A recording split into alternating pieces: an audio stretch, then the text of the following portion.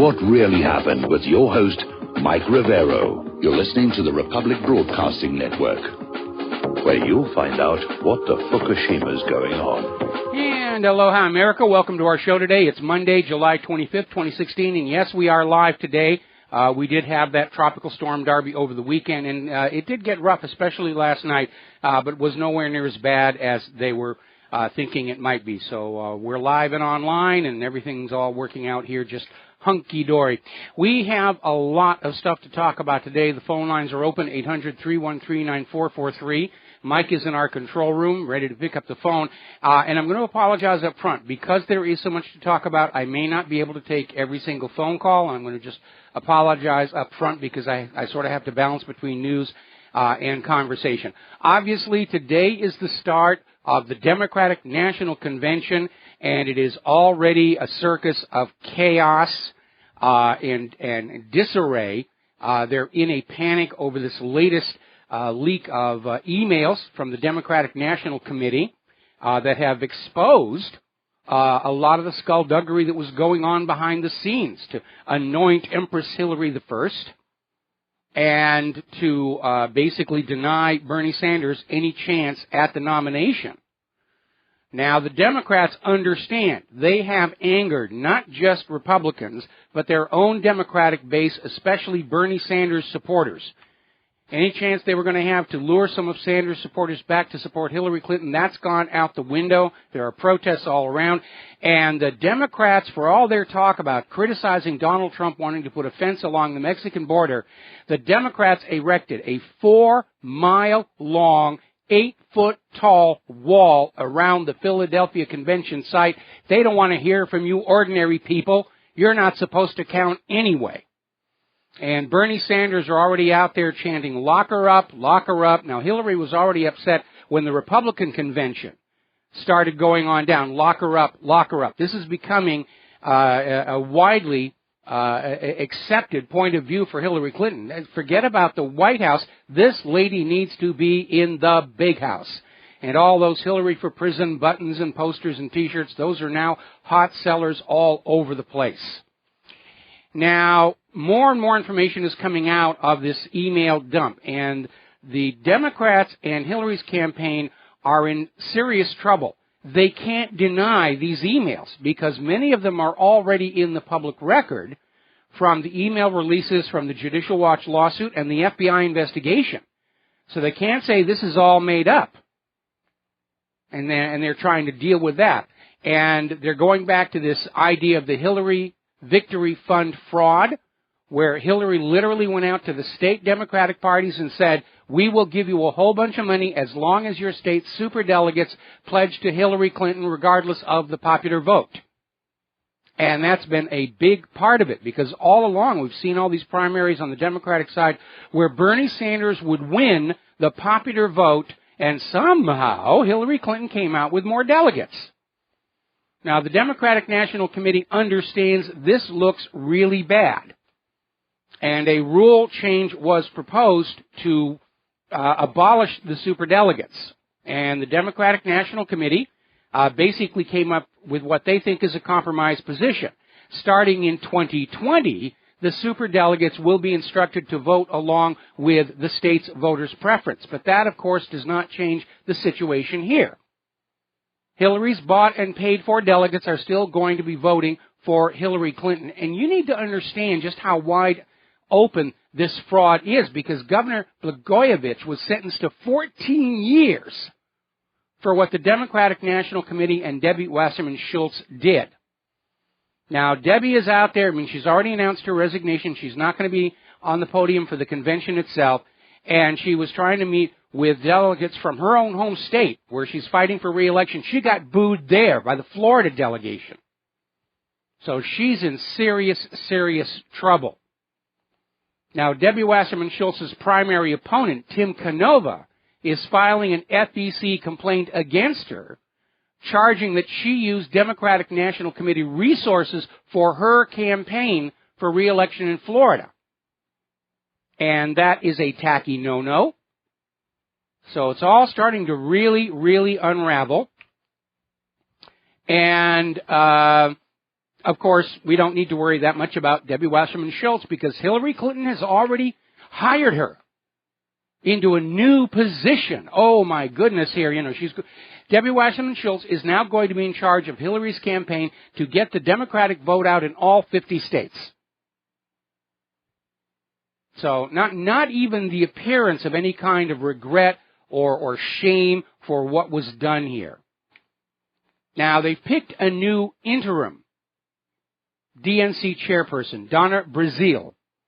And apparently that was not a very good pick because Brazile also shows up in these WikiLeaks emails talking about how she wanted to curse out Bernie Sanders supporters for daring to demand equal representation from the Democratic National Committee. Now, already Hillary's people are out there saying, well, these delegates at the convention, they have a right to vote their conscience.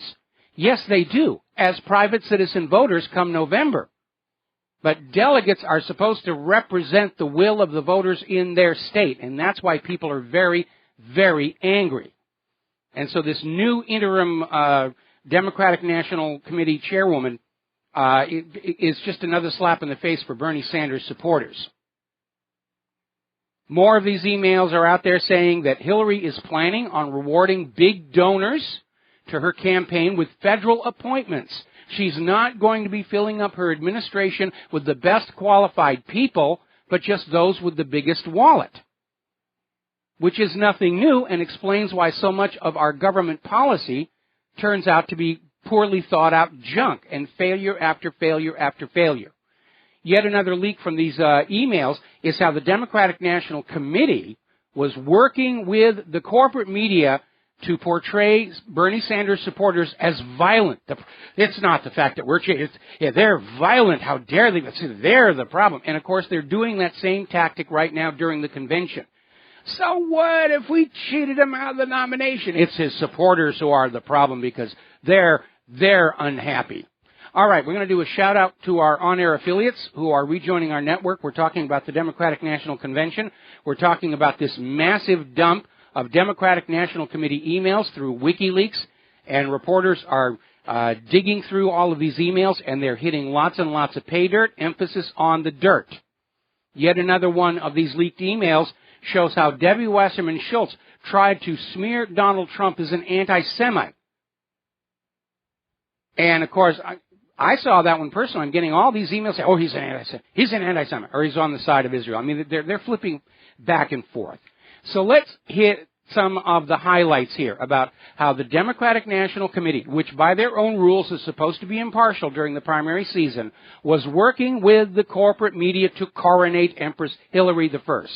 Let's see, one of the emails, DNC requesting a poll on an MSNBC commentary segment, DNC conspiring to create false Trump information, which was put out through Reuters. Apparently, Hillary supporters succeeded in infiltrating the Sanders campaign. DNC members going to complain to Morning Joe producers about his mentioning of how the system was being rigged. Yes, it's rigged, but you're not supposed to talk about that. DNC discussing their relationship with NBC, MSNBC, and CNN, how to get better treatment. One of the DNC super PACs paying young voters to push back online Sanders supporters. They had hired shills going on out to websites and blogs to argue against Bernie Sanders supporters. These were not true believers and grassroots people. These were hired, paid propagandists, shills, online shills. And it's a reminder that the appearance of massive support for Hillary Clinton is as much a fake as anything else about her campaign. Another email about how Debbie Wasserman Schultz had an off-the-record meeting in MSNBC President Phil Griffin's office. Another one offering to send interns out to fake a protest against the Republicans. And apparently they did have a mole working inside the Sanders campaign, according to another one of these emails. Possible money laundering by moving money back and forth to bypass legal limits. Over at Politico, one of their writers was sending his stories to the DNC for approval before he submitted them for publication to his own editor. Another one, Democratic National Committee feeding CNN the questions they wanted Hillary to be asked. Another one about creating a fake job ad for a Trump business to portray him as a sexist. Another email, the Democratic National Committee is upset their allies didn't send in protesters, so they got their interns to go on over there. And apparently there is a connection between the DNC and BuzzFeed. DNC trying to get away with violating the Hatch Act, Democrats using interns to organize fake protests. Politico colluded with Hillary to win the primaries. Oh, and you're going to love this one. You're going to love this one. If you are an Hispanic or Latino, the DNC's own emails describe the outreach to the Hispanic vote as the taco bowl engagement. That's how the Democrats really think about you. Now, before we take these two phone calls who are waiting, I want to make a point here. Remember, during that whole Democratic primary season, and here in the independent media, we were pointing out all these oddities about Bernie Sanders won the popular vote, but somehow got fewer delegates. The shenanigans that were going on. Remember that 6-coin toss that Hillary won all 6 times? And remember what the corporate media said? Oh, it's conspiracy theory. You're a bunch of wackos. There's nothing going. You're just being paranoid. And these emails prove the independent media had it right all along. The corporate media was lying to you. Let me hit that one more time. The independent media had the story correct. The corporate media was lying to you all along. All right, let's grab 2 quick phone calls. Ed, Michigan, aloha. Welcome to the show. What's on your mind? Aloha.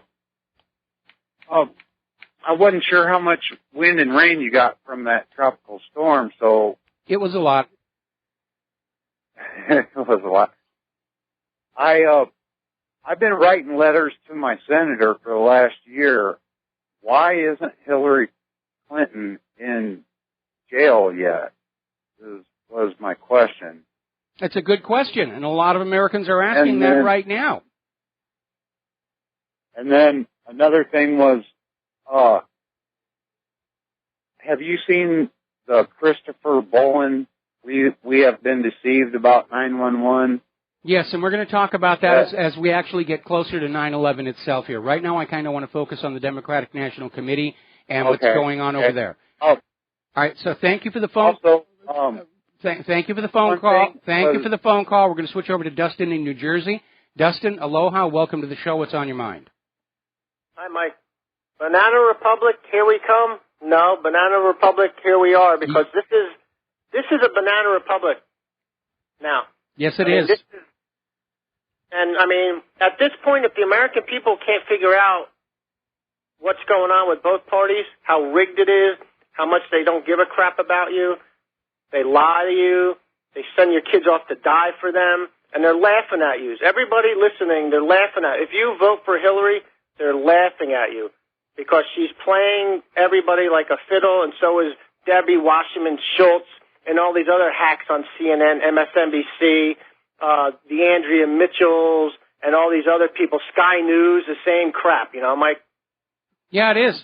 It is. But more and more Americans are waking up to that, and with this admission that the Democratic National Committee was paying people to go online to argue their position, we have to come to the conclusion that much of the perceived support for Hillary Clinton is a manufactured illusion. And, Mike, people got to realize this is global. Sky News, which is in the UK, they were pushing out Trump.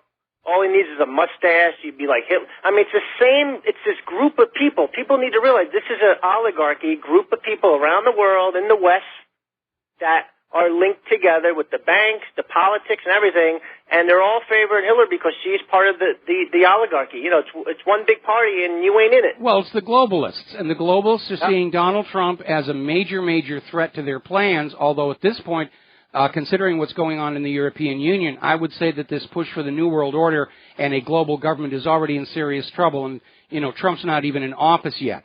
But he makes a great person to try and blame on it. And it's not just the global government that's tying all this together. You have to look at the narcocracy because that's a big part of what's going on. Everybody who's out there protecting Hillary Clinton tracks back to some aspect of drug sales and drug money laundering. James Comey was on the board of directors of HSBC when it was caught laundering drug money. Loretta Lynch was a U.S. attorney for New York who cut HSBC that sweetheart deal for deferred prosecution, and now she's the attorney general and Comey's head of the FBI. It doesn't get more obvious than that. You know, all of Hillary's support are all these people who've gotten rich off the illegal drug trade, and they're trying to maintain control of that global drug trade. And as long as it was either going to be Bush or Hillary, they didn't care. But there's a chance they could lose control over the government. And under Donald Trump, we might actually see a real war on drugs. And I don't mean the little guy smoking a marijuana cigarette. I'm talking about the big smugglers, the CIA, all of these major banks that are tangled up in this money laundering. That whole thing could come crashing down, and that's a big reason they're so afraid of him. Hey, Mike, real quick, I want to know if you're aware of a U.S. warplane getting shot down right outside the air base in, I think, Iraq. Not yet, but I'll take a look during the next commercial break. Anyway, I'm going to let you go because I want to get back to the talking points. Thank you very much for the phone call. Now then, as I mentioned earlier in the show, Hillary and the Democratic National Committee have a major, major problem on their hands. They can't claim these emails are all a hoax because many, if not most of these emails are already in the public record because of the email dumps during the Judicial Watch lawsuit and the FBI's own investigation. This is all out there with provenance. Yes, the DNC really did do all these things. So how are they trying to protect Hillary Clinton? The U.S. corporate media is now out there with the spin that the release of these emails to WikiLeaks is a plot by Vladimir Putin to help Donald Trump. And basically that anybody who disagrees with the establishment and even reads these emails is really working for Russia. That's it. You know, that basically the Democrats are having to come out and say, yeah, we actually did all these things, but if you pay attention, you're really working for Russia. Shame on you. And the anti-abortionists and the racists and the anti-immigrant people. You know, you shouldn't pay attention to anything that Hillary and the Democrats did because if you are, then you're just being a Russian stooge, which is about as lame as it gets. And they're pushing this all over the planet. Article out of the Daily Mail in Great Britain saying that this could be the last election America has because, you know, Donald Trump is working with Vladimir Putin, and if you dare vote Donald Trump in, there's going to be a Soviet-style dictator here. And this, when the lies get this wacko, you know they are panicking over there in Hillary land. I mean, these Clinton scandals are continuing to emerge. And the Democrats can't refute the allegations, especially after FBI Director Comey admitted Hillary committed felony violations of Title 18 but refused to file charges. So now it's all a Russian plot. This is pretty desperate and pretty pathetic, actually, if you think about it. That's their whole excuse. Yes, we did all these things, but if you pay attention, you're aiding the Russians. And what's really the irony here is for Hillary Clinton to come on out there and say that Donald Trump is aligned with Vladimir Putin after Hillary Clinton took bribes from Russia over that Uranium One deal that led to that standoff at that wilderness refuge and the assassination of one of the people who was pointing out the link between the State Department's decision on the Uranium One deal and the donations to the Clinton Foundation. Now, Michael Bloomberg is out there. He's going to endorse Hillary Clinton. He's leading the Billionaires for Billary charge. And, of course, Hillary right now is starting to understand even more than she thought she was going to. She's now dependent on Israel to help her, you'll pardon the expression, win in November.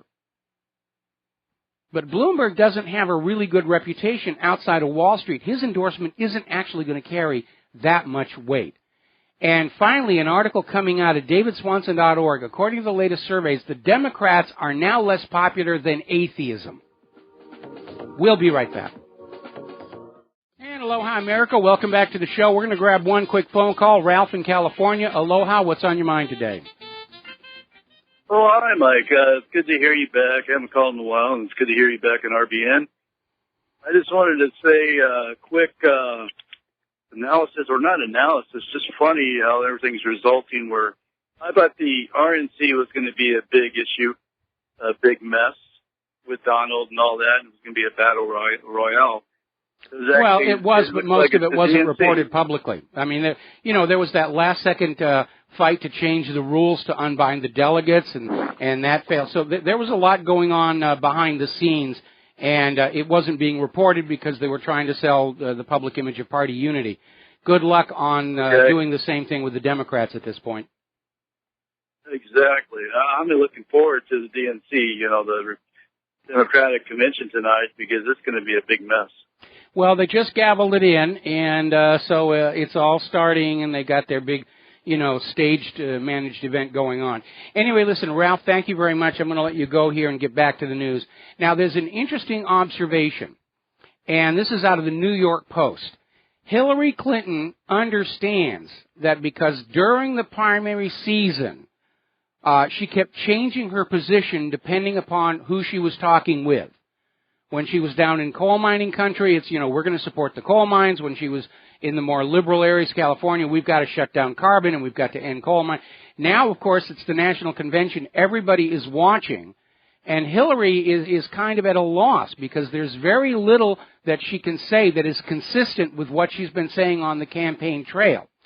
So Hillary is trying to build her momentum and support with as much star power as she can. And she's filled up the lineup of speakers at the Democratic Convention with a lot of political heavyweights. Okay? The problem with that is she could be upstaged by those speakers at her own convention, where people are going to look at these others and say, why aren't they the nominee instead of Hillary? Because they've got ideas and they just seem to be working and thinking a lot better than Hillary. Now, here is a good example of just how banana republic the country has gone. You remember not too long ago when FBI Director Comey came on out and said, well, yes, Hillary had, not turned over all of her work-related emails. She'd been sending and receiving classified information on unclassified devices and all the rest of that stuff. Several felony violations of Title 18, along with at least 3 known lies under oath to Congress. But we're not going to charge her. Well, the FBI just announced they're launching an investigation into Donald Trump and Russia over the hack of the Democratic National Committee email servers. We're not going to touch Hillary, but we're going after Donald Trump. Now, first of all, let's be very clear here. We're dealing with a government that can't find the ransomware authors or even the people shoving Viagra ads into our mailboxes. There's no way they know where the hack came from. Somebody might have even used a compromised server in Russia as the last link in a very long chain. But most people who understand high-end hacks understand they go from machine to machine to machine to machine all over the globe so that you cannot backtrack them. Efforts to put an automatic backtrack system into the Internet, for some reason, keep running into opposition from various government agencies. But this is all just about trying to say Trump's the bad person for hacking the computers, and Putin did it, and then they're all in cahoots together. And they're trying this very pathetic dodge because they can't deny or refute what is in the emails because they're available from multiple public sources. And the reality is it doesn't matter who hacked the Democratic National Committee servers. It's what was found in there that is the scandal and should be the scandal. And the Democrats are down there trying to basically kill the messenger by saying it's all an evil Russian plot. And it's taking its toll. Latest CNN poll, 68% of American people do not trust Hillary Clinton. Now, does anybody in their right mind actually vote for somebody they don't trust? No, they don't. So we're basically looking at 32% of America might vote for Hillary in an honest, fair election. Going to take another break for commercials. We'll be right back. Hello, hi, America. Welcome back to our show here. And before we get back to the news here, Donald Trump has now come out lambasting the corporate media for this spin on the Democratic National Committee emails. Because the corporate media doesn't want to talk about what's in the emails, especially that comment about the Latinos being the taco bowl vote. So they're all out there saying, this is a plot by Putin. This is Donald Trump playing dirty. See how dirty they're... And Donald Trump is out there saying, look, the DNC did this stuff. That should be the news. And Trump is absolutely right. But the fact that this scandal is getting out there is another reminder. The corporate media has lost control of the minds of America.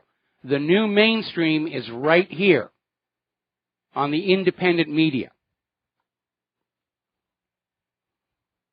Now, behind the DNC emails, we must not forget there are a whole bunch of other scandals that are dogging Hillary Clinton. James Comey and Loretta Lynch's not going ahead with charges for Title 18 felony violations doesn't get Hillary off the hook. There's that missing $6 billion from the State Department, vanished without a trace. There's a lot of questions out there. Now, Bernie Sanders are absolutely furious now that they've got actual proof from inside the DNC that, yes, they were trying to hijack the primary process for Hillary Clinton. And they're a little disappointed that Bernie Sanders has not retracted his endorsement of Hillary Clinton. And they're wondering if some deal was made. Obviously not for the vice presidency, but apparently a hot mic over at the Democratic Convention picked up that Bernie Sanders may be considered as the new permanent head of the Democratic National Committee. So we'll see what's going to happen there. Last week, somebody put up a new petition on MoveOn.org to put Hillary Clinton on trial for her crimes. They got huge number of signatures. MoveOn.org deleted the petition. You go to that petition now, it's a page saying, petition has been taken down, we're evaluating its appropriateness, blah, blah, blah, blah, blah, blah, blah, blah. And when they are acting this overtly, I smell fear coming from the Hillary Clinton campaign, and especially from Hillary herself. Because if she is not able to steal that White House in November, there is nothing to protect her from being charged for a lot of her crimes. There's a 10-year statute of limitations on espionage, no statute of limitations on murder. And if Comey and Loretta Lynch are not there to protect her, Hillary's in serious, serious trouble. I'm almost willing to wager a nickel that if Trump does win November's election, the Clintons are going to leave the country, go someplace without extradition. All right, let's grab a quick phone call. Alex in Florida. Aloha. Welcome to the show. What's on your mind? Hey, Michael, I heard that Comey said that there was no intent with Putin releasing those emails to WikiLeaks. Did you hear that? No, I didn't. I'm serious. That's what I heard, yes. Well, if he didn't mean wrong, then he's off the hook. Yes, they shouldn't have done it, but there was not the intent there to really justify indicting. Oh, that's funny. Putin over that. That is funny. That is funny. It's the biggest freaking laugh in the whole world watching these people on TV claim that it's Russia trying to rig our election, as if the DNC didn't rig it already. That's a very good point. You know, Russia can't interfere with our elections. That's Debbie Wasserman Schultz's job. Well, not anymore, obviously. She's had to step down. Okay? Yeah, but you know what? There has to be more of a... Isn't there a crime? Isn't it a crime what they've done? Yeah, it like is. People can step down and that's it.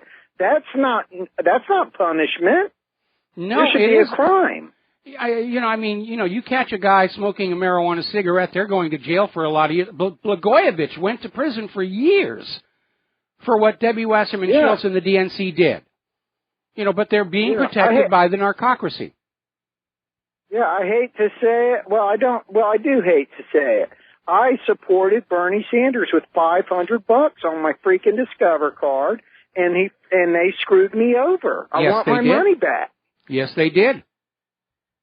I want my freaking money back. I want my country back. I want my country back. Forget the money. I want my country back. Yeah, I'll take that first. Okay. But I'll take my freaking money back second. Well, you know, there's another It's a refund. scam. There's another refund the American people are owed. Remember, back in 2003, George Bush lied to Congress to activate the authorization for the use of force in Iraq. And that means the congressional authorization is null and void. Fraud negates consent. And so George Bush just basically misappropriated America's assets, including the lives of our children, for his private little war against Saddam Hussein. Well, if it's not an official, legally sanctioned war, just like when they catch a congressman using government transportation, they make him reimburse. I think George Bush ought to reimburse the American people for the entire cost of the Iraq war. Don't worry, the Bushes have got lots of money. They can afford it. But we're owed a refund for that as well. Yeah, I just can't believe it. When I watch the TV, it is a comedy show. I just can't believe it. It's unbelievable. It's a three-ring circus, and all we need on that stage at the Democratic National Convention are jugglers and acrobats to complete the picture. And the Wizard of Oz needs to be behind the curtain. That's a must. Absolutely, absolutely. All right, well, listen, Alex, I'm going to let you go here, and thank you very much for the phone call. Now, there is a new film out called Clinton Cash. It was a documentary. They couldn't get distribution for it for some reason, and so now it's been dumped on the Internet. It's on YouTube. It's all over the place, racked up at least 170,000 views just in the first few hours, and nobody really knows the count because a lot of people have copied off local copies of Clinton Cash. They're sending it around. They're sharing it with all their friends. It is now the #1 trend on Facebook, or at least it will be until Facebook decides to knock it down, because Facebook, along with these other social media platforms, has been caught red-handed trying to support and protect Hillary Clinton's ascendancy. But this is a movie you need to look at. We currently have it on the front page of WhatReallyHappened.com. I advise you to watch it. Send it to everybody that you know. It is one of the most telling films about just how corrupt our entire government has become, as typified by the Clintons. Don't look at the Clintons as this couple of corruption standing off in the spotlight. They're simply part of a much larger systemic issue.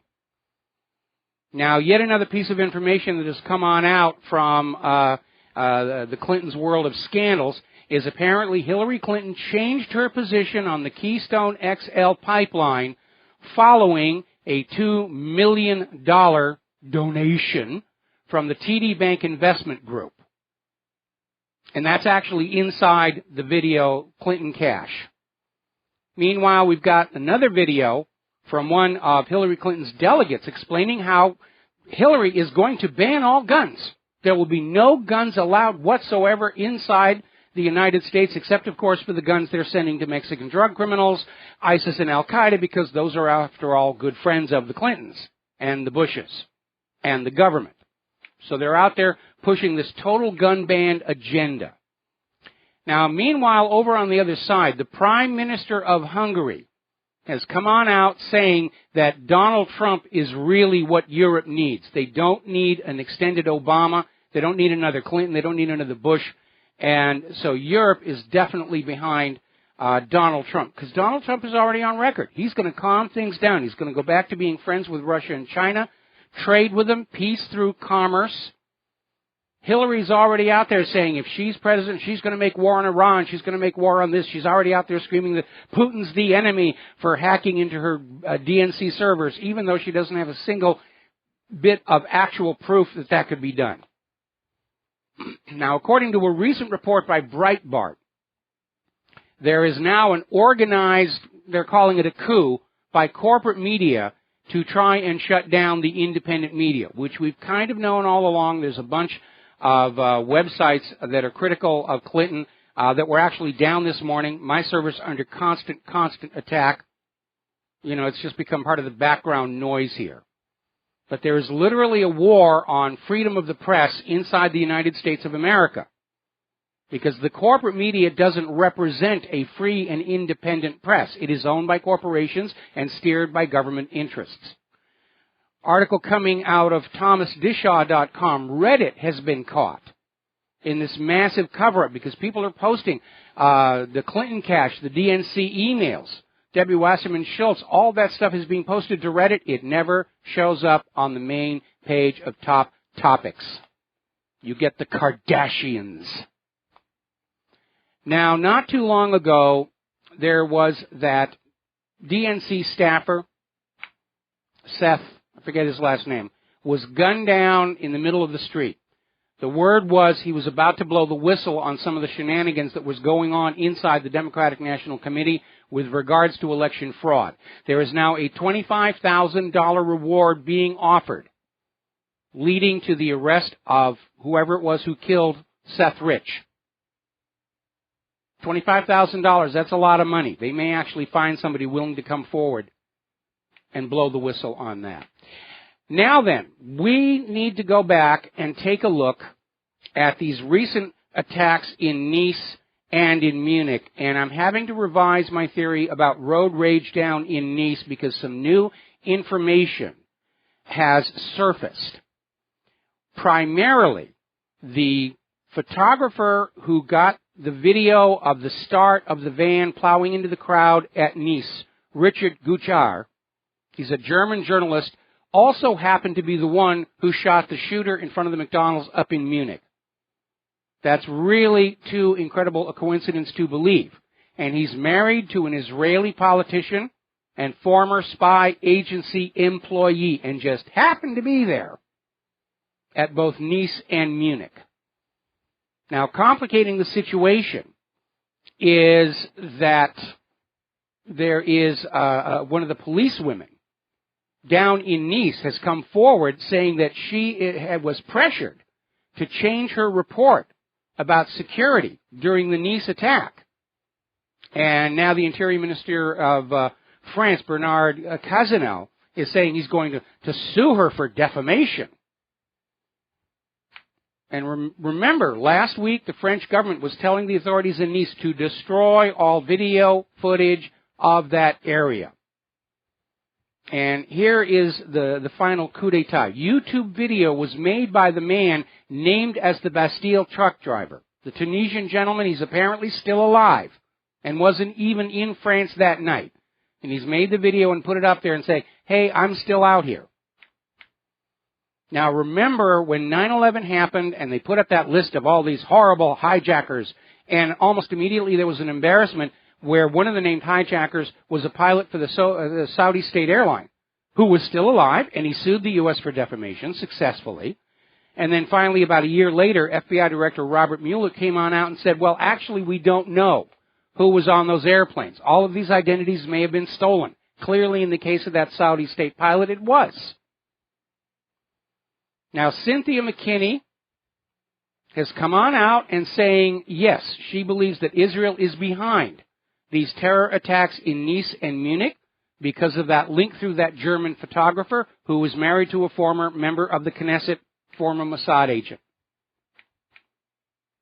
So I'm taking back what I said about road rage. Although it was documented, he was on antidepressants. And people who are on antidepressants, well, if he's still alive, it's irrelevant.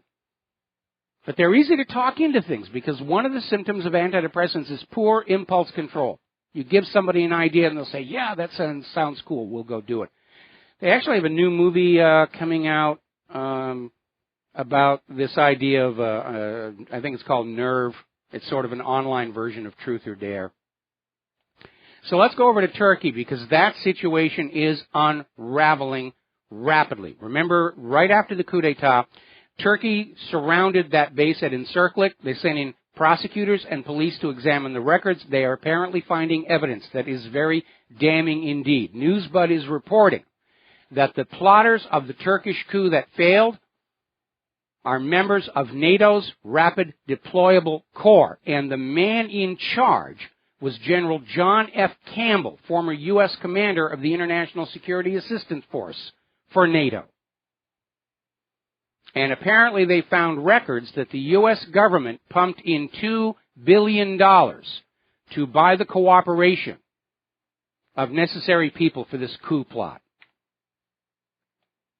Now, apparently there's been a huge fire near the NATO base in Turkey, and a lot of people are saying it may have been an attempt at sabotage or revenge.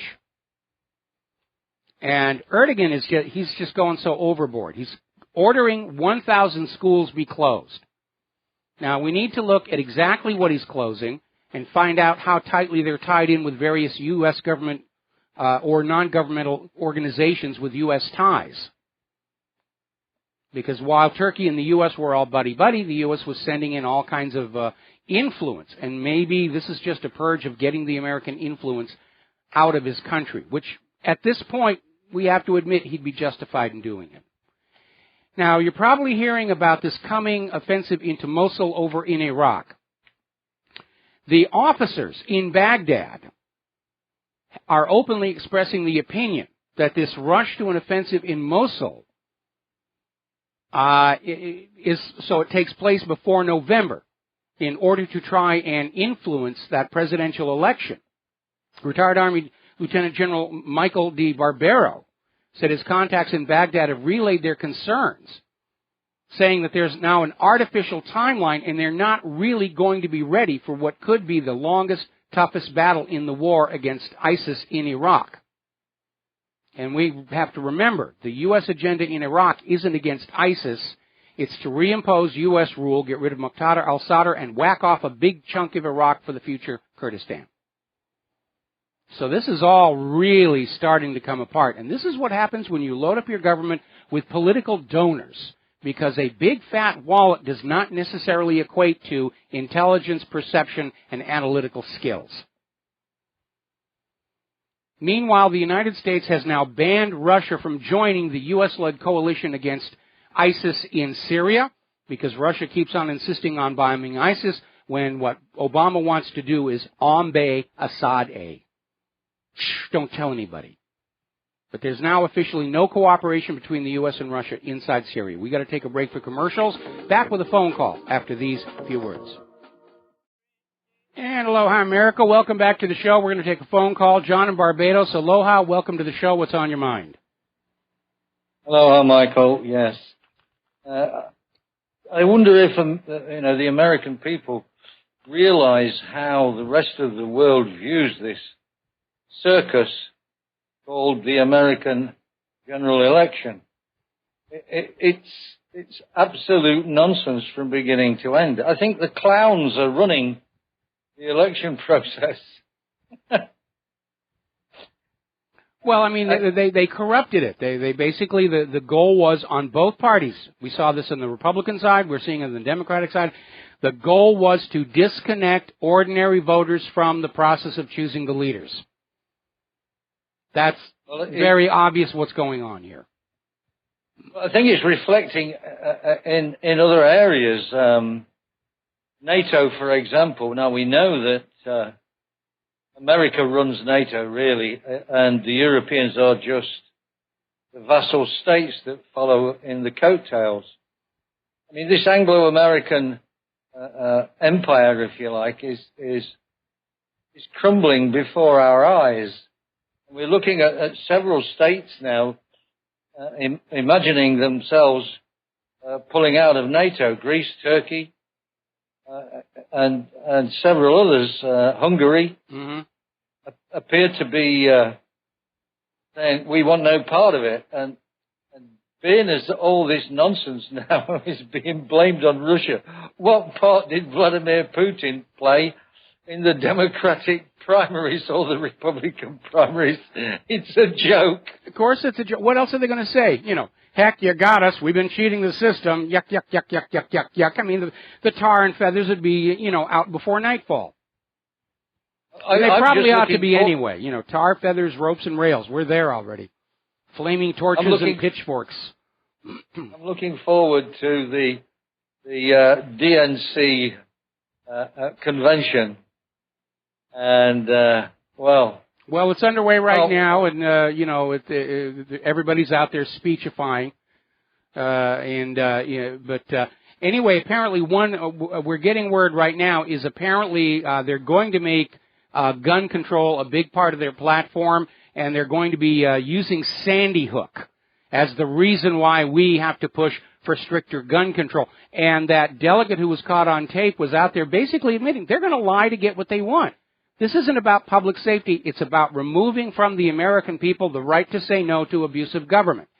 And they're out there basically admitting it. And I think trying to use Sandy Hook is going to be very, very hard because more and more people are questioning whether Sandy Hook was another in a long series of government-staged hoaxes to push that gun control agenda. Apparently it was. I mean, looking at that guy Lanza, Adam Lanza, I looked into his background, and where are his records?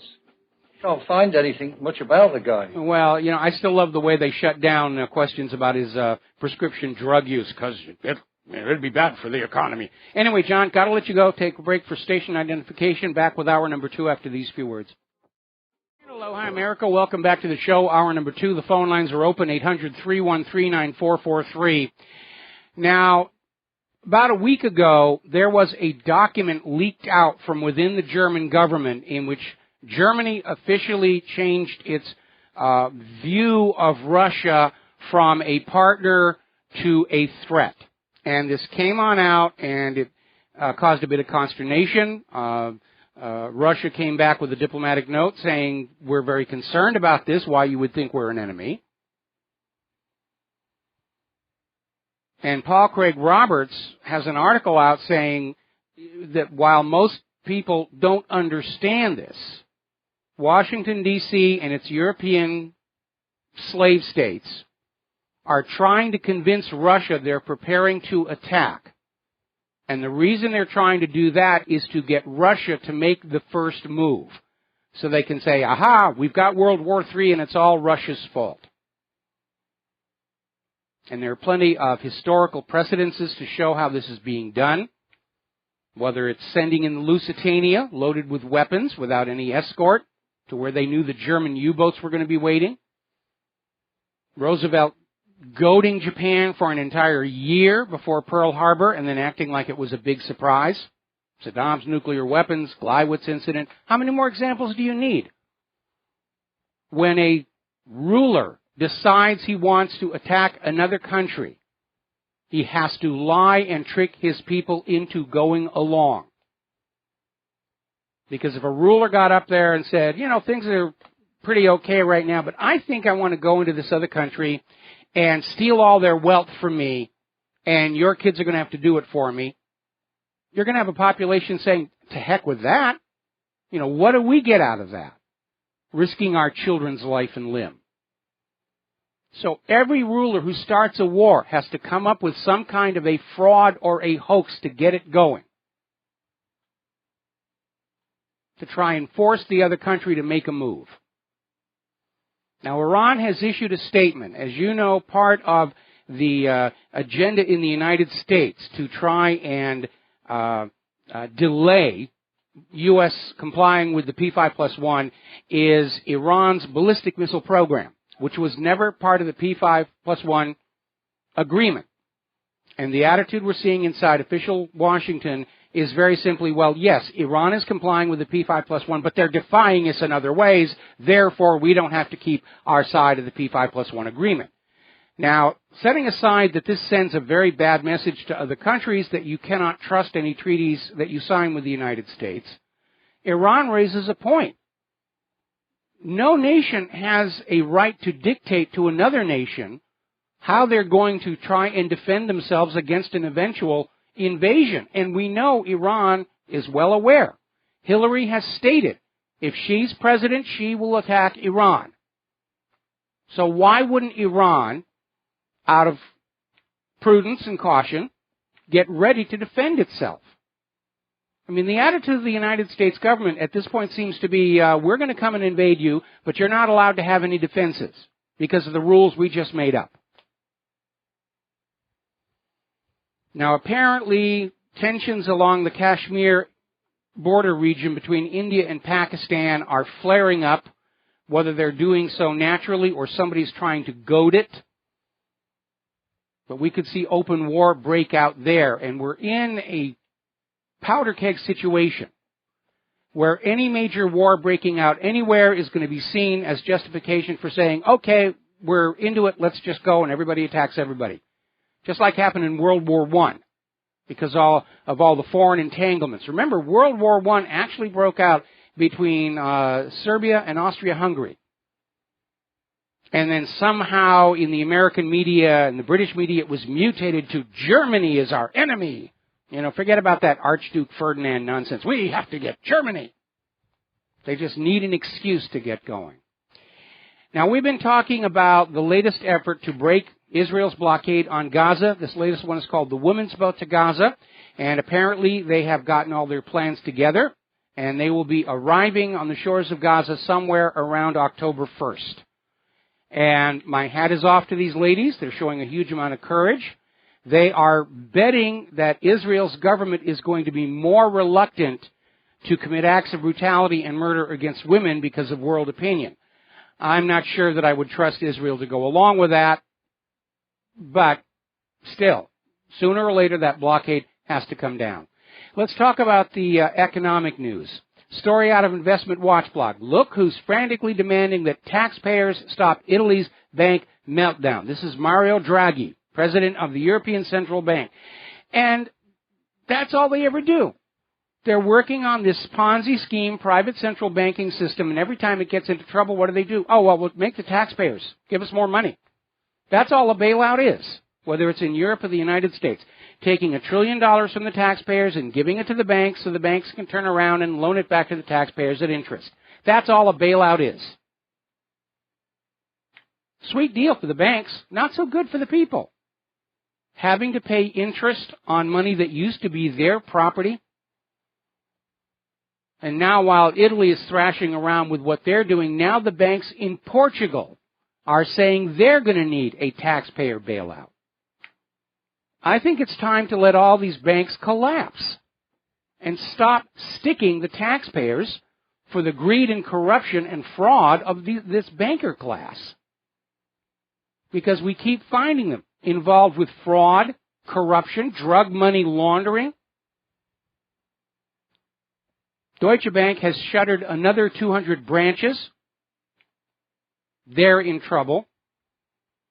And if you want to know what life under the New World Order is going to be like, the International Monetary Fund's competitiveness drive, what a euphemism that was, leaves 127,000 Greeks earning under $110 per month.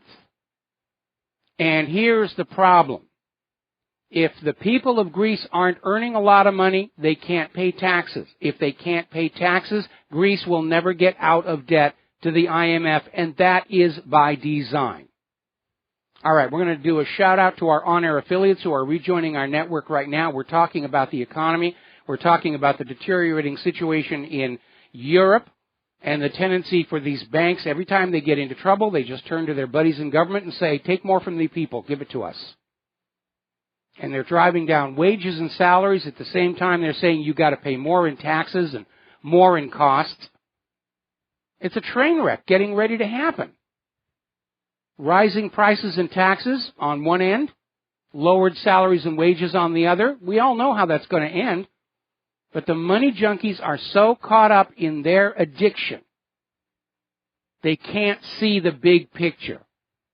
They can't take the wide or the long view. Anybody who's seen any kind of an addict, alcohol addict, heroin addict, cocaine addict, whatever, it's always the same mechanism. I need that next fix, and I can't see anything else around me. And the same thing applies to the money addicts. They just want that rush of another big pile of ink and paper coming in. And they can't look beyond to how their addiction is harming their community, their society, the world. They really are money junkies, and they behave just like that. And so it's perhaps no surprise that we keep seeing so many of these money junkie institutions are actually hand in glove with the drug industry, money laundering, the narcocracy. We're seeing a repeat right now of what happened during Prohibition, where the rum runners and the bootleggers had enough cash to buy their way to the highest levels of government. That's where the Kennedy dynasty began. Now, Prohibition was repealed to end all that corruption. Then we've got the war on drugs. And we're back in the same problem. Those who are trafficking in those drugs, like the Central Intelligence Agency, have enough money to buy their way to the highest levels of government. Now then, apparently the largest U.S. subprime auto lender is delaying the release of their earnings report, saying there's an accounting matter. This is Scopus Financial, and they're in that subprime auto lending industry, and they're now basically saying to their stockholders and the market, we can't actually tell you if we made any money. It's an accounting problem. Just trust us, it'll be all okay. It's another bubble, and it's about to burst. Now, Warner Music Group has finally settled their lawsuit regarding unpaid interns. And I have to tell you, I think this idea of an unpaid intern is nonsense. It's just a free source of labor for corporations. And the original idea was you come to work for us as an unpaid intern, we treat you like crud, and when it's all over, maybe we'll give you a paying job. But some companies are taking advantage of that situation. They'll bring in an intern for 6 months, they'll work them to death, they'll abuse them, then they'll say, I'm sorry, we don't have a job for you, and then they'll bring in another intern. As far as I'm concerned, it's a modern version of slavery, and I wouldn't accept it. When we were still in the animation visual effects business here in Oahu, we had interns come in from one of the local colleges, and we would put those kids on the payroll. Not a lot of money. We didn't have a lot of money to spend. But our motto here is PGP, professionals get paid. Nobody works for us for free. And again, this gets back to a simple reality. If there is no mechanism to return the vast amounts of wealth collected at the top of the economy back down to the bottom as decent wages and salaries, the whole system is going to collapse. Because if ordinary people aren't making any money, then they can't go down and buy new cars. They can't go to the shopping mall and buy new, hopefully American manufactured products. It just doesn't make any sense the way they're running the economy, other than as an overlap from a bunch of money junkies who can't see beyond that next fix. John Deere has laid off 11% of their workforce. That tells us farming is in trouble in this country. Caterpillar retail sales have declined for 43 consecutive months. Kmart is now issuing a warning that 941 stores will be closing soon. I think that's the entire company. Talk about another iconic American company that's in trouble. And again, if you're not paying ordinary workers money, they cannot go to the Kmarts or the Sears or the Macy's or whatever to buy what is there. And why nobody in our government is able to understand this is just astounding to me. Now, Donald Trump has announced that he will pull the United States out of the World Trade Organization if they try and block his proposal to tax American companies who try and move overseas. And I'm fully on board with that.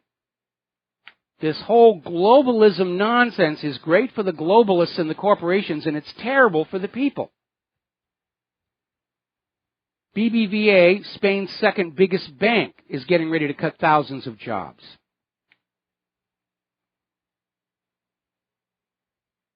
All right. Now, apparently, IMF chief Christine Lagarde will, in fact, be standing trial for some economic malfeasance regarding a 400 million euro payout when she was France's finance minister back in 2008. Now, she's out there saying it's just negligence. I didn't intend to do wrong. Therefore, you can't prosecute me under the Hillary defense. We'll see what happens there. Meanwhile, Austria's Justice Ministry is getting ready to announce corruption charges against the country's former finance minister, Karl-Heinz Grasser, following a 7-year investigation. Do you understand? Everyone at that level is corrupt. All right, let's grab a phone call. Richard in Chicago, aloha. Welcome to the show. What's on your mind? Hello, Michael. I'm a longtime admirer of your show. I just want to say thank you for everything you do here. I think you've done one of the most inspiring people to me, and that people can still get a lot of the good information out filtered from all of the misinformation out there. regarding the private central banks you were just referring to, I think I heard recently that Iran, North Korea, and Cuba, I think it was, are the only countries not tied to a private central bank. And I was wondering if that was, what your understanding was at the moment, and if so, what's Russia's situation?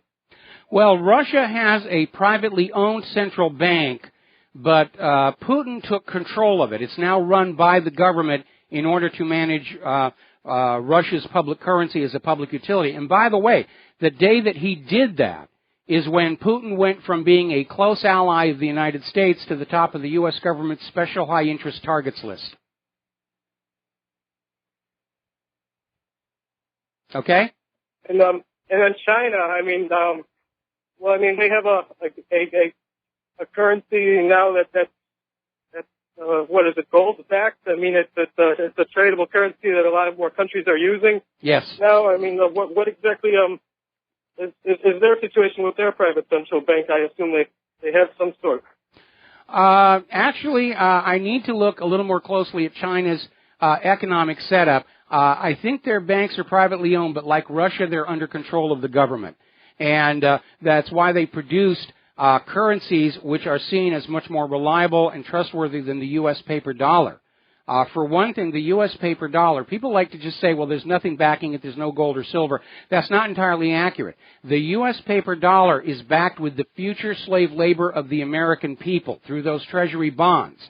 The problem is they've issued so many treasury bonds, there aren't enough living Americans, even with all the illegal immigrants and refugees, assuming there were jobs for them, to make good on those treasury bonds. There's a treasury bond bubble out there.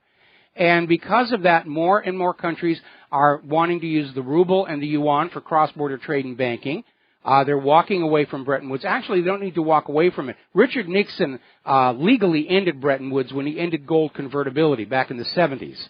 But the U.S. wants the world to go on using the U.S. paper dollar because it gives them unearned wealth as well as a degree of control over the world's banking systems. And that's what is really behind this rush to war with China and Russia, is to destroy them and their currency so the world has to go back to using the U.S. dollar. And it's a ridiculous idea because in this age of global instantaneous financial transactions, there is no real need for a single global currency. It's an obsolete idea left over from half a century ago. All right. Well, thank you, Michael. I appreciate you taking my call. All right. Well, thank you very much. We're going to let you go here. Now, over in Germany, boy, they've had a rough time in Germany. The Munich shooting appears to be another staged false flag attack to say Islam, terror, terror, terror. But they've still got these problems going on with these refugees attacking people. And apparently there was another guy tried to stab a woman on the train in Germany. And you've got the government, German ministers out there saying, that these attacks have got nothing to do with Merkel's refugee policy. I mean, it's got absolutely nothing to do with all these refugees coming on in and everything. It's the fault of human caused global warming. That's the reason all these Middle Eastern refugees are starting to stab women. It's global warming because as the world gets warmer, they dress more scantily, and that offends the Muslims, and that's why they're just running in circles trying to disconnect all of this, but it's not working. Over in the Express, they're saying basically Merkel has got blood on her hands because every time there's another one of these incidences of the refugees with a knife or an axe or something attacking people, the German people are saying this is because we don't have closed borders and we're not careful who we let in. Now, never allowing a good crisis to go to waste, the German government is now pushing to end their post-World War II law against using the German military domestically. Here in the U.S., it's called Posse Comitatus. They're trying to get rid of that. They want to deploy the full-on military in the streets of Germany, just like Washington, D.C. wants the right to deploy the U.S. military in the streets of the United States. This whole push for a single global government and a world enslaved to a single private central bank has created a political climate that could result in a single global revolution. All the people of planet Earth rising up against all the money junkies all at the same time. And that would be a once-in-a-lifetime opportunity for the human race to become free. We'll be right back after these words. Aloha, America. Welcome back to our show here. Now, Paul Ryan is dealing with his own re-election issues. And apparently, one of the issues he's having to deal with are all the family members of people who've been killed by the open borders agenda. These illegal immigrants come in, they commit crimes, they commit murders. The refugees come on in, they commit crimes, they commit murders. Remember, Obama has released something like 100,000 known criminal illegal immigrants back into the American nation because their home countries don't want them anymore. And my server is under attack. I must have said something that upset somebody. Okay. Now then. So Paul Ryan, there's a video of him literally running away saying, I don't want to see it, I don't want to see it, I don't want to see it. Okay, let's talk about the police issue problem because, as you know, the government has been trying to rebrand the police as the victims. We're supposed to feel sorry for the police because of all of these recent sniper attacks. That's a tough sell.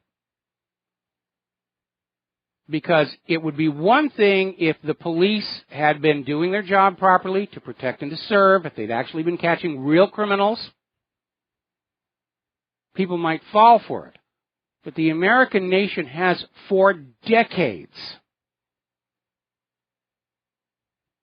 been seeing police brutality, killing of puppies, kicking down the wrong door, killing people inside there, flashbang grenade on a baby. The police are murdering more innocent Americans than the mass shooters and the terrorists put together. Under the civil forfeiture laws, they are stealing more from law-abiding Americans, never charged with a crime, than all the burglars, muggers, and robbers put together. Yes, there are good police out there, but the bad ones, trained by Israel, doped up on prescription antidepressants, have created a public image problem for the police that a few shootings isn't going to reverse. So let's get back to the news here. nationofchange.org. State troopers arrested after beating unarmed motorist on video. This was a 50-year-old guy who'd already surrendered, was complying with their orders. This happened up in New Hampshire, I'm rather ashamed to say.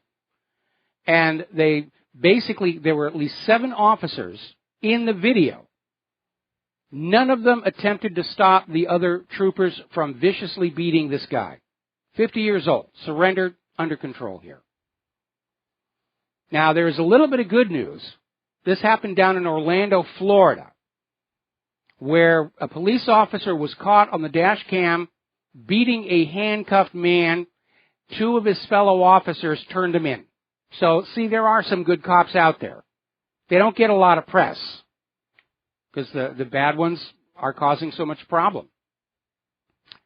Now, here's an interesting story. This came out of the Wall Street Journal. And this involves a story from a lady named Abi Habib, who is a reporter for Wall Street Journal. She travels a lot. And she was going through TSA and was told that she had to turn over her cell phone to have all the information on it copied. And the journalist came out with her First Amendment rights as a journalist and her Fourth Amendment right against unreasonable search and seizure, at which point she was told by the TSA agent that there is now a 100-mile Constitution-free border around the United States. Now, for here in Hawaii, that's the entire state. There's no place in Hawaii that's more than 100 miles away from an international border. And by the way, this is completely illegal because the Supreme Court ruled in Marbury versus Madison, laws repugnant to the Constitution are automatically null and void. And it's just another indicator of how completely out of control our government has become during this descent into fascist dictatorship. All righty. Now, U.S. Customs and Border Protection has agreed to pay $475,000 to a New Mexico woman who accused agents of forcing her to undergo an illegal body cavity search.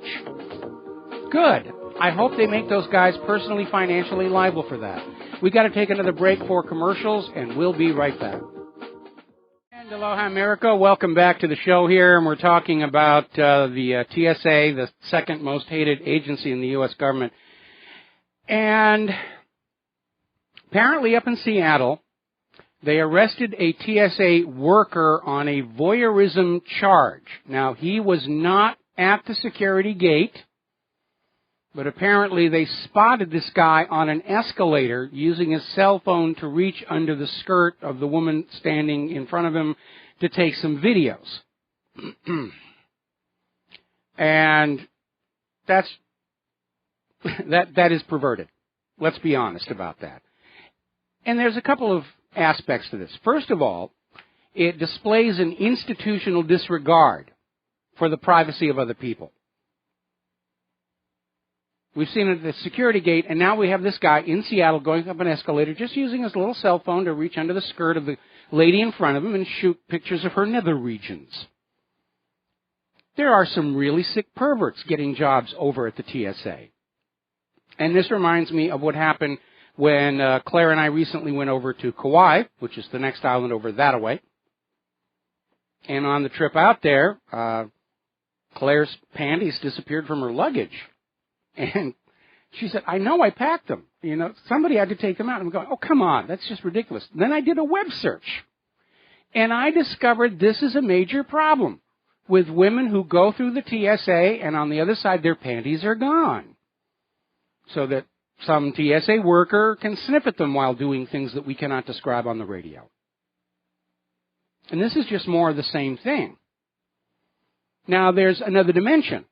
Are these guys on prescription antidepressants? Because it gets back to that poor impulse control problem. Or is it just, all the kids who used to steal panties off the clothesline, because there are no more clotheslines. We're all using dryers and say, oh, we'll go to work for the TSA and we can get our jollies that way. But if this is the best the government can provide, and I'd like to remind everybody that in the middle of all of this violations of our privacy, voyeurism, stolen panties, dropped laptops, which happened in Seattle for me, TSA has never actually found a real terrorist. In all their years of operation, they have never actually caught a single real terrorist. And every time the Department of Homeland Security comes on out to run a security drill, 90% of the practice bombs and guns get through onto the aircraft. This is a classic case of your government at work, huge expense, terrible inconvenience, and absolutely no benefit whatsoever. And it gets even more interesting than that. Now, if you travel, you're probably already aware that you are not allowed to choose your own locks for your luggage anymore. Because since I had something stolen out of my luggage at Britain's Thief Row Airport, I like to put nice solid locks on my luggage. It's my right, my privacy. But because of the TSA, we're required to get the Safe Skies locks, which are the ones that the TSA has the key to so that they can open your luggage whenever they want and steal panties and things like that. The problem I have with the Safe Skies locks is they're junk. They're not sturdy. They're not strong. They're easy to break. They're easy to pick. They're pretty much useless. They're the perfect lock to have on your luggage so that things can be stolen. And if the TSA's master key doesn't work, they're going to cut them off anyway with a pair of bolt cutters. And now it's just gotten worse because apparently a group has put out a 3D printable master key for the Safe Skies locks, which means now anybody at the airport is going to be able to go into your luggage and help themselves to your iPads or your camera or your wife's panties. And none of this improves your safety one tiny bit. We're just being turned into a nation of prey to be predated upon by anybody who has a government badge. I'm from the government. I'm allowed to take things from your luggage. It's amazing. All right, we're going to take a phone call. Steve in California. Aloha. Welcome to the show. What's on your mind? Well, Michael, on RBN, I keep saying that, on NPR today, driving on doing my chores for the day, running around, and they had a speaker talking about Puerto Rico there's a push to allow Puerto Ricans the ability to vote in our presidential elections, and I was just doing a little homework here on it, and I understand it's a U.S. territory, and they've also now been given the authority to vote for a governor. I understand that, but my question is, how did this all come about? First of all, how did it become a U.S. territory? And I understand here it says Puerto Ricans are natural-born citizens of the United States. Some of this just doesn't make sense. If you're a natural-born citizen of the United States, first of all, you're not on U.S. soil. Well, technically you are. Technically you are because these possessions are considered U.S. soil. They're not states, but they're still considered sovereign territory of the United States. A good example would be the ruckus when John McCain wanted to run for president, and they said, well, he doesn't fit the natural-born thing because he was born in the Canal Zone. Well, the Canal Zone was considered, at least the military base there was considered sovereign U.S. soil. So these territories are in kind of this legal twilight zone where they're dominated and owned and controlled by the U.S., but they don't have the rights of full citizenship. Hawaii actually went through that in a lot of years before 1959 when they finally were made a state over the wishes of the Hawaiian people. But, yeah, it is a very gray area. My concern in terms of the elections has to do with people who are in this country illegally being allowed to vote by declaring that showing an ID to vote is somehow discriminatory. Yeah, it is. It discriminates against non-U.S. citizens who are not supposed to vote in our elections. But as the Hillary camp begins to realize the degree of trouble they're in, and the poll numbers have turned against her, rather strongly, they're going to be pushing to allow the illegal immigrants and the refugees to vote in the election because they're all going to vote for Hillary because she's going to take stuff away from the legal American citizens and give it to the illegal Americans. Right. So they threw a stat out there. I was kind of questioning the stat, but they mentioned that they said the 42% of voters are independent. I didn't think it was that high. Do you think that's a correct stat? Yeah, I think it is because more and more people have just severed their affiliation with the two traditional parties, and it's not something that the news carries because they're still trying to sell this idea that in the United States of America you're either Republican or Democrat, and more Americans are saying no, they're both crooked, they're both corrupt. There has to be a new direction to go. I agree. Hey, thanks, Michael. All right, thank you very much for the phone call. We're going to let you go. Fox News just had John Kerry on TV once again saying that air conditioners are as big a threat as ISIS.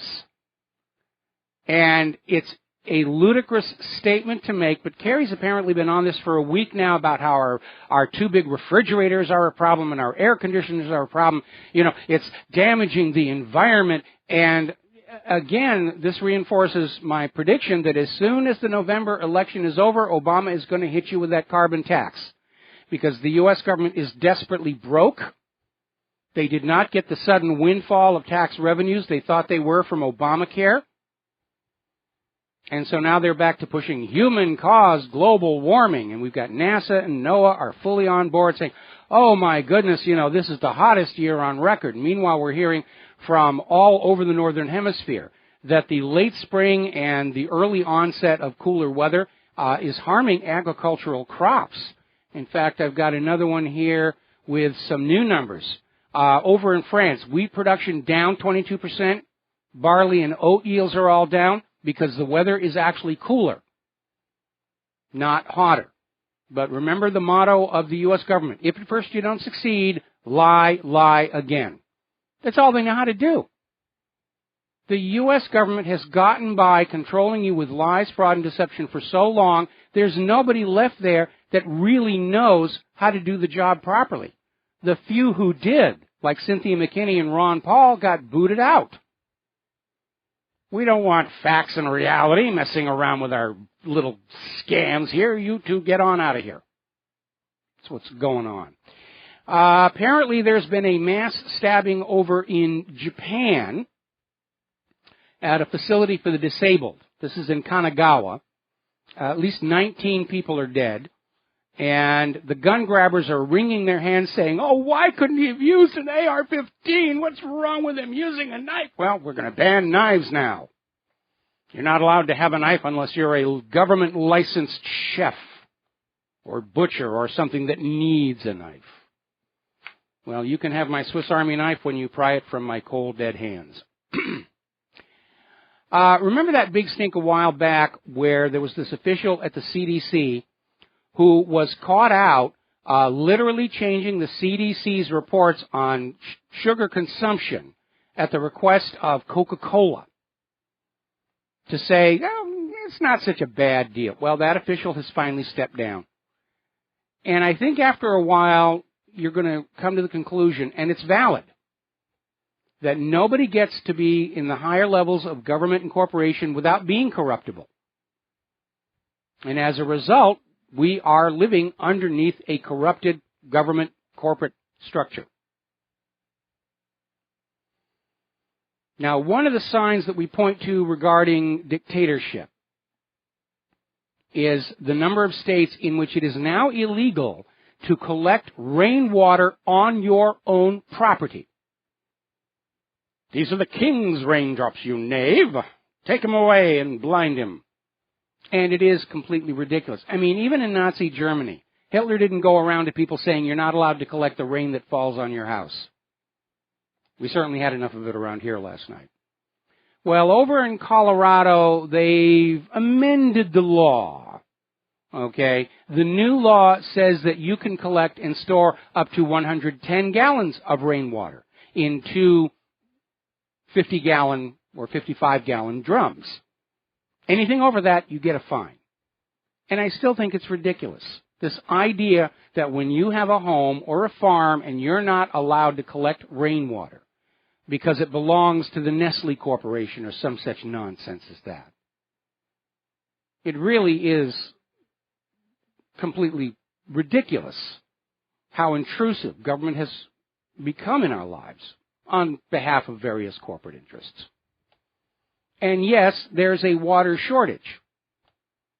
The water shortage tracks back to other very bad decisions made by the government, such as allowing fracking, which has contaminated freshwater drinking water sources all across the country, particularly out in California. But when you have a government of the money junkies, by the money junkies, and for the money junkies, this is the kind of thinking you get. Government officials are all big donors, big wallets, they're money junkies by default. And they're going to go on in and they're going to make decisions that help themselves and other money junkies. And to heck with what's, so your tap water catches on fire. God, you people are so picky and making mountains out of molehill. Get a fire extinguisher. They're on sale down at the local hardware store. I mean, that's how ridiculous it is. Apparently, yet another bug has surfaced in the iPhone that allows hackers to steal passwords with just a text message. And they're saying you need to make sure that you upgrade to the latest iOS operating system and hope that it won't brick your entire phone, as some of the recent iOS patches have done.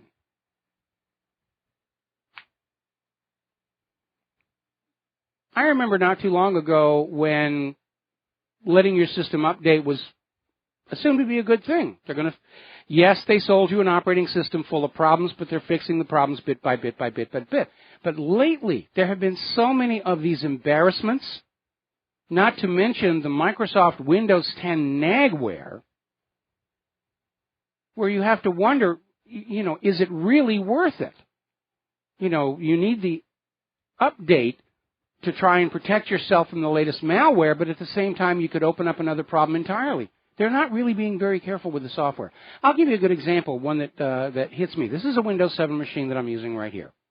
And it's a white box. And every once in a while, it will boot up, and it will say the audio driver has stopped working. Little X over the speaker. And I'll go in to the services manager, and it says everything's fine. I'll go into device manager, everything's fine. You go out on the web, and you say, yeah, this is hitting a lot of people, and nobody knows what causes it. How do you fix it? Well, you do a reboot, and yes, a reboot fixed it. But that was 5 minutes spent solving this problem that was not spent on doing what I need to be doing. And our country cannot survive that loss of productivity with our economy as fragile as it is. All right, let's grab a phone call. Paul in Montana. Aloha, welcome to the show. What's on your mind? Hi there, Mr. Rivero. This is a big old heat wave we're having in the middle of the country while Europe is freezing and every place else is freezing. Is it being engineered? And are you going to have somebody on real soon that has a handle and is able to explain to us how this is being done? And I'll be listening off the air. Okay, well, thank you very much. And in a way, it's being engineered. And the way they do it, and we've documented this before, in order to get the numbers that fit the political agenda, NOAA has, over the last decade, shut down all temperature measuring stations in the cooler rural regions of the United States. And they concentrate now on temperature sensors that are located in cities, which are very hot places, and we have photos of these weather stations located in the air conditioning outflow of buildings. One, we have a picture right next to a trash incinerator, and they'll get these claims of record high temperatures from measuring stations that are located in the middle of airports, surrounded by passenger jets belching out huge amounts of burning jet fuel. So, of course, they're going to get higher and higher numbers. And that's exactly what they want to do. They're trying to convince you the world is still getting warmer, despite several record-setting winters in a row, because they need to hit you with that carbon tax. And they're desperate. And they will say and do anything whatsoever to get more of your money. Here's where it breaks down. We don't have any more to give, because it's all piled up at the top there. We, ordinary people, don't have any more money to give to the government and the corporations. That's why it's all starting to come apart. We got to take a break for commercials. When we come on back, we got a bunch of callers waiting on the line, and we're going to take all your phone calls. Aloha, America. Welcome back to our show here. We're going to go to the phones here now. Ed in Missouri, or is that Michigan? That's in Michigan. Ed in Michigan. Aloha. Welcome to the show. What's on your mind? Not too much, Mike. You have another storm coming, right? They're a ways off, and it's too soon to say whether they're going to hit here or not. There's Hurricane Georgette. Estelle already spun out, so we don't have to worry about that one. But it's going to be an interesting storm season this year. They tend to stay on the same track, like one after another. But the reason I called, I saw the Secret Life of Timothy McVeigh, and there is quite a bit of evidence that he was totally sheep-dipped, from the military, and continued on and was working for the government under some gentleman named the Major. Well, I don't know about the gentleman's name, but there were from his behavior, where he was bopping all over the country and trying to get inside all these different groups. It's the classic mark of an undercover informant. And those of you who are undercover informants out there, you need to understand there is no loyalty coming your direction from the government. If they decide they need a dead body and one that looks like you, they'll offer you up as a sacrifice. And they did it to Tim McVeigh. They did it to Lee Harvey Oswald. Just something you need to think about, while you're abusing yourself to old James Bond movies at night. And in that documentary, he was working really hard on not having a autopsy after they executed him. And there's some speculation that he possibly didn't even die, and the Major took care of him. In other words, there's the outside chance that Timothy McVeigh is not dead. Well, I'd heard that before, and there was actually one reporter, one of the witnesses at the execution, who insisted it looked like he was still breathing. after it was all done. The question I would ask would be, why would the government bother keeping him alive? They can't ever show him again. They can't ever use him again. He's a live liability. If his identity is ever discovered, it blows the whole Oklahoma City bombing case wide open. They may have told Tim McVeigh that they were going to fake his execution, and by the time he figures out that they were lying to him, it was way, way too late. But I can't think of a reason for them to actually keep him alive after it was all over. No, I couldn't either. No. Okay. That was a heck of a good documentary there. Yeah, and I haven't seen the documentary, but again, there were a lot of indications that he was an informant when he was hanging out at Elohim City. It turned out Elohim City had been founded and was being run by an undercover FBI informant. Those people are everywhere, kind of like cockroaches, and you have to have your eye out. They actually have a reporter that got videotaped and proof that he was working for the military 3 years after they sheeped him. Okay, well, that would be interesting to see, but I'm going to have to let you go, Ed. We got to do our top of the hour station identification, and we will be right back. Aloha, America. Welcome back to our show, hour number 3. The phone lines are open, 800-313-9443, and I'm ahead on my talking points list so we can take a lot more phone calls. We're going to go to Andy in Texas. Aloha, Andy. Welcome to the show. What's on your mind? Andy, are you there? Going once, going twice. Mike, are you there? Yes, I'm here. You're there? Yeah, no, hey, you almost lost me. I just almost fell off the end of the... hey, no, what I wanted to say is, first and foremost, you are one of the best talk show hosts on the news. I listen to news all day long. You know, I go through that whole barrage of patriotic news, and you deliver it straight. No punches, nothing. You just give it right up. But what my call is about is I think Donald Trump really needs to use the Margaret Sanger thing with Hillary Clinton. She's given up so much. She's praised Margaret Sanger and whatnot, and he can't secure the black vote if he just slams that. Well, first of all, it's Margaret Sanger, not Singer. My bad. And that's a very good point for Trump and for Trump supporters to bring up, because Margaret Sanger was the founder of Planned Parenthood and was on record as saying Planned Parenthood was originally about reducing the population of blacks in this country. And Hillary, it was eugenics. And, you know, a lot of people, they look at World War II history and Hitler wanted to have race hygiene and the Aryan, produce the superior Aryan. And most people don't understand that Adolf Hitler got most of his ideas from the American eugenics movement of the 1930s. And it was because of how Hitler abused the idea and the negative connotations that the eugenics movement was basically forced to go underground following the end of World War II. But they've never quite gone away. And one of the questions I always have is, Black Lives Matter is out there saying, well, Black Lives Matter, Black Lives Matter. Instead of protesting the police, why aren't you protesting Planned Parenthood? Because they're killing a lot more black people than the police are. Or Hillary Clinton for her endorsement. I mean, for crying out loud. I think she's going to lose. I think we have a very strong candidate in Donald Trump. You go back to 1988 when he was on Oprah Winfrey. He said, no, I really don't think I'll run for president. But you know what? If things get worse, I'm going to step up to the plate. And things got worse, and he stepped up to the plate. And I really admire the gentleman, and I don't see any flaws in him.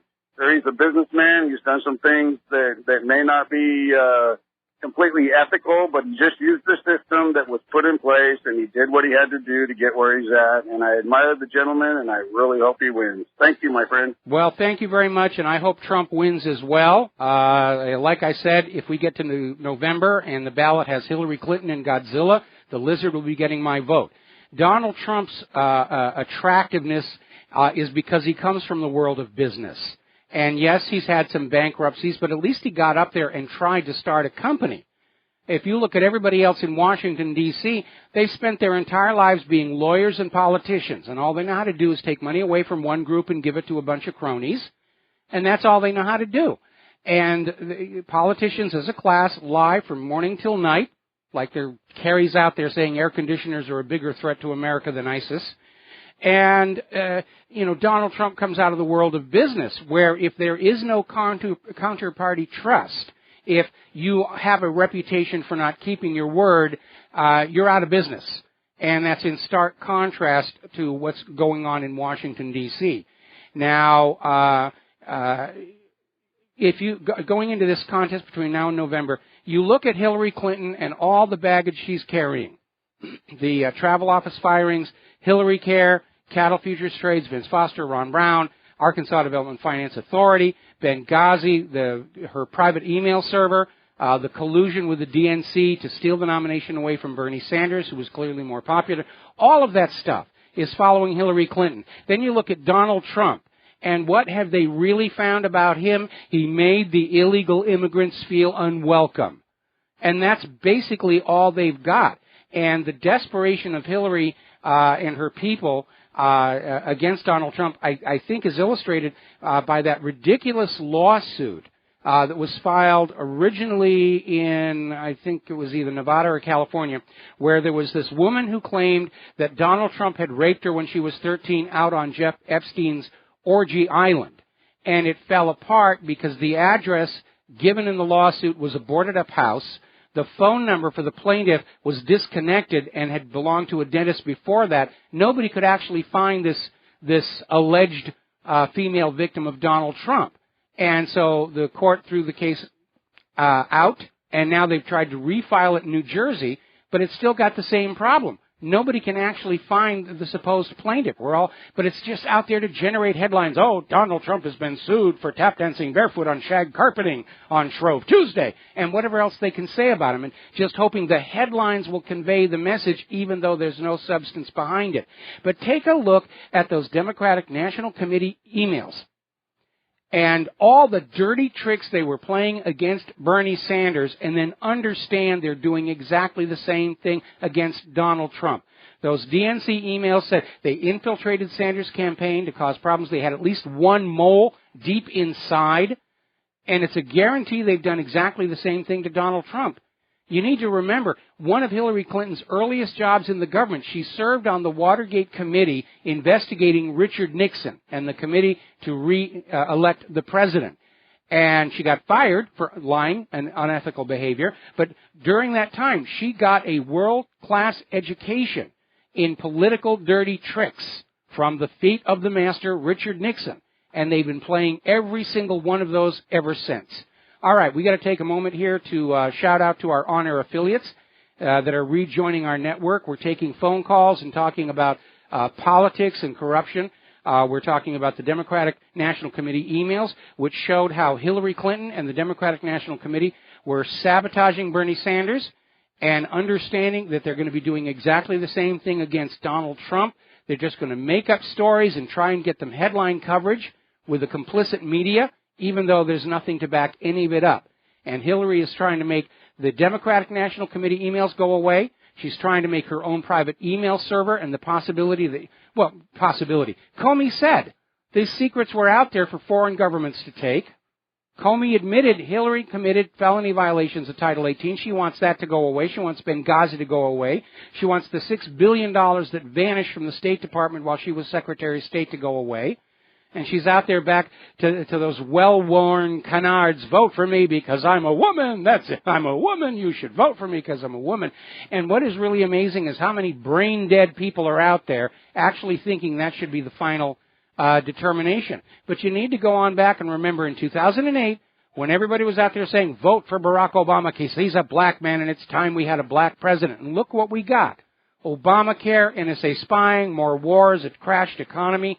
It's time for the American people to raise their expectations a little bit and stop voting for the political statement or the fashion statement and actually look for qualifications. We need to return this country to meritocracy as a form of government. Those best able to do the job should have the job. Not a quota system, not an affirmative action system where we've got to have one of every kind. We need a true meritocracy in this country, or we're not going to be able to compete with the rest of the world. So, Andy, thank you very much for the phone call. We're going to let you go and switch to Janus in Tokyo. Ohio gozaimasu. And what's on your mind? Michael. Hi, Michael. As being in Tokyo, I appreciate your political affinity for a big lizard. Yes. I take exception to your last caller calling you one of the best voices out there to give the truth. Mm-hmm. You are the best, not one of the best. Well, let's not quibble. Exception. But I do take exception to a previous caller who said that he felt disenfranchised by the DNC. He was a big Bernie supporter. I believe that he was disenfranchised by Bernie himself. I don't think Bernie had the testicular fortitude, or as they say in Japanese, nutsack, to really go after Hillary the way that Donald Trump did. And I think Bernie disenfranchised himself. Well, I have to. There is no question because of the released DNC emails. There is absolutely no question. Bernie Sanders was the victim of DNC bias and outright active sabotage by the DNC, Hillary, and the corporate media. That being said, I agree with you because all the way back in that first Democratic debate, where Bernie Sanders got up, and I guess he was trying to take the high road and saying, "I'm sick and tired of hearing about the email server." If he'd gone after that during that debate with the same energy as a Donald Trump, he'd be the nominee right now. And that is a big totally agree. Failing. Now, a lot of Bernie Sanders supporters are very angry with him because of what they see as his betrayal by endorsing Hillary Clinton. And in the wake of the release of these emails, his refusal to retract his endorsement, a lot of people are thinking that Bernie sold out. He's got some kind of a deal. One story we're hearing is that he's under consideration as the next permanent head of the Democratic National Committee. But one thing is guaranteed from this, and that is that Hillary is not going to be able to lure the Bernie Sanders voters in behind her.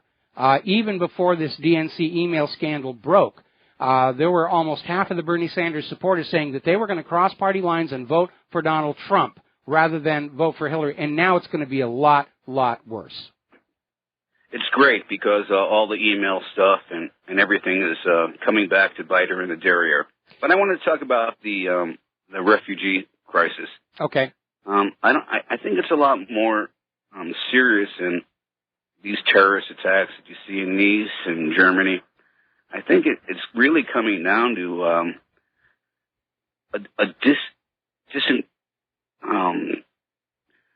countries are going to disappear. If you take a look at Sweden, where right now they have like 25% of the population of Muslims, and I don't have anything against Muslims personally, but 25% is quite a large number in my opinion. Mm-hmm. And in the future, I mean, so it'll be 50 and 75 and 100, and you won't even see a country like Sweden anymore. That's the goal. You know, in a few That's generations. That's the plan. The people. Yeah, that's the plan. Yeah, but and I just think that you really have to, like Trump, or you really got to put a stop on it. And like on immigration, okay, you know, the people that already came, fine, you let them in.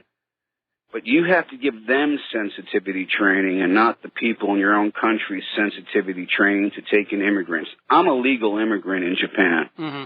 and I've been here for 26 years, and I've accepted Japanese culture, and I abide by it. And I think people that want to immigrate to a different country, they have to abide by it, a different country. No question. But the problem is going to be very serious in, 2 or 3 generations. And that's basically all I wanted to say. Well, thank you very much. I don't think it's going to last that long because this push to blur all of humanity together into one formless mass without any sense of cultural, historical, or regional identity has blown up in their faces because it was based on this liberal political philosophy that you can control what's inside people's head by controlling the environment around them. That doesn't work. It's based on an intellectual fraud. This goes all the way back to Margaret Mead and Coming of Age in Samoa, which has been discredited. And yet the entire political foundation of liberalism rests on this. We're seeing a huge pushback in all these countries. And a big part of it is because of these governments insisting that the indigenous populations who have been there suppress their own cultural identity to accommodate the newcomers, and that is really angering a lot of people. We're seeing it all over It sure Europe. is, and I think it is great that a lot of people are getting, angered over this, because it's making a lot of people push back. And I think in the same way, like with Trump, just people are pushing back with, 50 million Mexicans. And, I have nothing against Mexicans also, but, if they're legal, That's exactly the point. I went through all the steps. Yeah, that's exactly the point that we're trying to make. We're not talking about being anti-immigrant, although the other side likes to say that. We don't have a problem with people who want to come to this country who go through the legal process. And all we ask is what President Theodore Roosevelt asked. When you come to our country, you adapt to our culture, you learn our language, you have respect for our history and our ways. That is perfectly reasonable. Now, when I was working in Europe back in the 1980s, I made a real effort to learn German and Italian, and I probably got laughed at a lot, but along with that came the respect that I'd made the effort. Because, unfortunately, a lot of my fellow Americans, especially those from Texas, came in with the attitude of, well, everybody ought to speak English. And yes, in Europe, most people did. But it was the attitude problem that was displayed. And if people want to come here through the legal immigration process, welcome. I hope you're not disappointed by the reality behind the propaganda. But yeah, you come in here and you adapt to our culture, you adapt to our language. We will respect your right to your own privacy and your religion, but don't come on in here and scream that, you want all the Christians to go away and the women all have to dress according to the way they do back in your home. That's just plain rude. And it is one No, it's not, Michael, it's not rude, it's global warming. It gets hot out there once in a while. Well, Anyway, thank you very much for talking to you today, and I'll let you go and take a new caller. All right, well, thank you very much. We're going to let you go and switch to Al in Canada. Aloha, welcome to the show. What's on your mind? Aloha, Mike. I hope you're doing well. I'm doing fine. When you first heard about this this email leak, I would love to have seen your face because, it's a fantastic thing. Hillary Clinton just lost the White House, if she even had a chance at all. And, that's basically all I want to say. And I was really calling to congratulate you, because I know, how damaging her and her husband have been to your career. Thanks a lot for all you do. Thank you very much, Mike. Well, thank you very much as well. Now, I would advise against anybody resting on their laurels. Yes, the DNC emails are damaging to Hillary and the DNC, and they're already starting to find some underlings to fling under the bus, like Debbie Wasserman Schultz. But Hillary is still out there, and she could still try and steal November with all that massive election fraud. And if that doesn't work, I'm still very, very concerned that there will be a serious assassination attempt on Donald Trump, because the people who are behind Hillary are the very worst of our society, the narcocracy. And they will not hesitate. If they think they can get away with it, they will definitely take Donald Trump out. And I just hope his security is just Johnny on the spot. He's got to know that he is risking his life by taking on the narcocracy the way he is. Okay? We're going to switch over here to Mike in Brazil. Aloha, Mike. Welcome to the show. What's on your mind? Thanks for taking my call, Mike. I have five questions, okay, and I'll hang up and listen off the air. Okay. Okay. The first one is this. All these aspiring public officials who aspire to public office, including the presidency and all that, shouldn't they be required to take a drug test or pass background checks? I agree. My second question is, how can this woman, Hillary Clinton, make such stupid statements about gun bans, banning completely firearms from our society, when numerous Supreme Court decisions declare this to be a fundamental constitutional right, which is not negotiable or is not debatable. Okay, a right is a right. My third question is, why isn't somebody taking the TSA to court for violating people's constitutional rights? I'm talking about a constitution-free zone, just like the gun-free zones. Why isn't anybody making a class action suit against these people? Because I heard your story about your wife's panties being stolen from the suitcase and all the groping going on at the airports and all that stuff. So I was wondering, doesn't anybody have a class action suit against the Homeland Security and the TSA as a whole? Because this is completely ridiculous. I mean, I'm reading these reports, and I can't believe that this is happening. But I do. I know they are happening. And my last two questions. Did you see that video with Alex Jones and the Young Turks, Cenk Uygur? It was on YouTube, I believe. And I believe that Alex Jones really went over the top, provoking the guy. I watch his shows, too, and I read his website. But I believe that what Alex Jones did was completely over the top. He shouldn't have done that. And he literally invaded this guy's space there, jumped on him, and the guy responded accordingly. And my last question, which can you hold?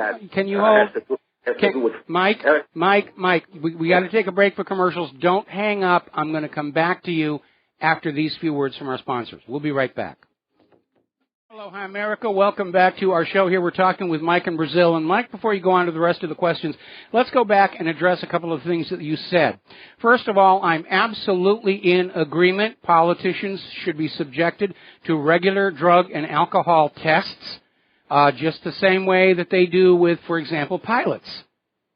Because these politicians, when they're in Congress and in the White House, they're making decisions that affect all of our lives, and we, the American people, have every right to demand that they be in their best mental abilities when they do that. And so I'm fully in agreement. And the cops should do the same thing. Yeah, I think the biggest problem with the cops are the prescription antidepressants, and we have to basically establish in the public mind that those prescription antidepressants are not helpful, they cause more harm than good. Then we can go back and say, all right, it's time to be checking the cops on these prescription antidepressants. But I'm talking about illegal drugs and excess alcohol. We have every right to know that the person in the cockpit of our passenger jet is stone cold sober, and we have every right to know that the members of Congress and the occupant of the White House and the Supreme Court are stone cold sober when they're making decisions that affect our lives. Now, you went on to talk about how the government is ignoring the Constitution and the Bill of Rights. You need to understand the narcocracy doesn't want there to be a Constitution or a Bill of Rights. Remember when George Bush was joking about how much easier things would be if it was a dictatorship as long as he was the dictator? And then there was that other report, this report where he came on out and he called the Constitution a blankety-blank piece of paper. And that is really the attitude that has infected the upper levels of Washington, D.C. They don't want to have to play by the rules we, the people, put on them. They think they're above the rules. They certainly should be above the Constitution and the Bill of Rights. I mean, FBI Director Comey and Attorney General Loretta Lynch just put on display to the entire nation that above a certain level in our society, you can commit treason and murder and not be charged for it. And get away with it scot-free, yeah.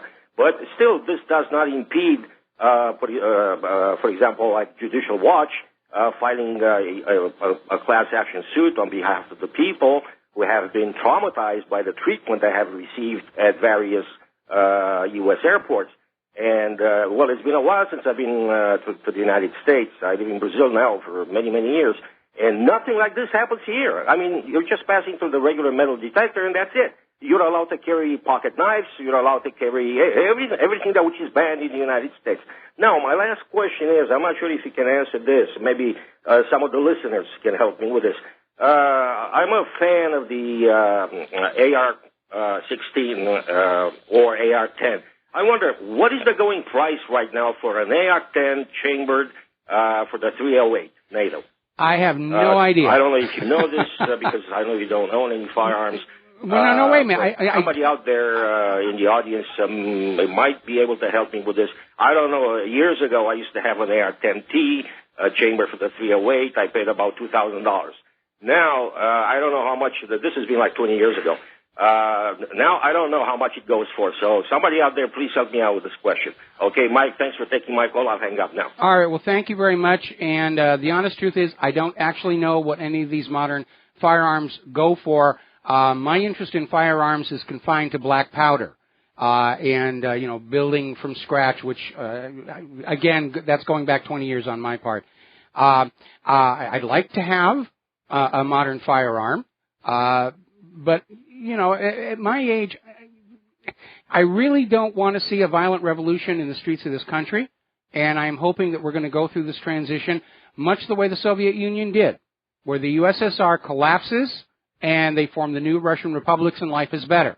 And I really think that if we stay focused on the important issues here and not resort to violence, not give the government an excuse to declare a national emergency and martial law, that Washington, D.C. is going to do just what the USSR did, collapse from its own internal rot and corruption, and they will go away, and we will form a new nation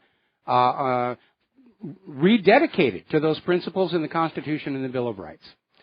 So I know I've got another caller, but we're coming up on a commercial break, so I'm going to not take this phone call until after the commercial, so we'll be right back. And aloha, America. Welcome back to the show. We're going to go right back to the phones here. Art off the grid. Aloha, Art. Welcome to the show. What's on your mind? Hey, Mike. Before I get into what I called about, to answer a couple questions for that previous caller there.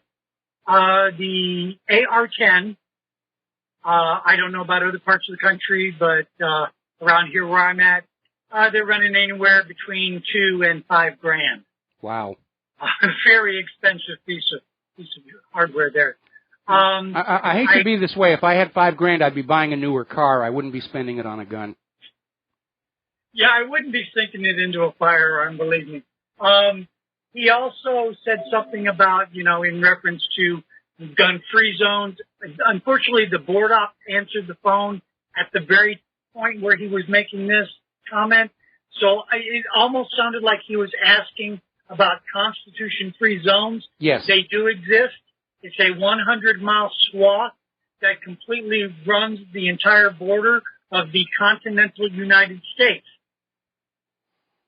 Okay, so we're exempt here in Hawaii because I was under the impression the 100-mile applied to all international. No, it includes Hawaii and Alaska. Well, that means the entire state. We don't have any place in the state that's more than 100 miles away from the shoreline.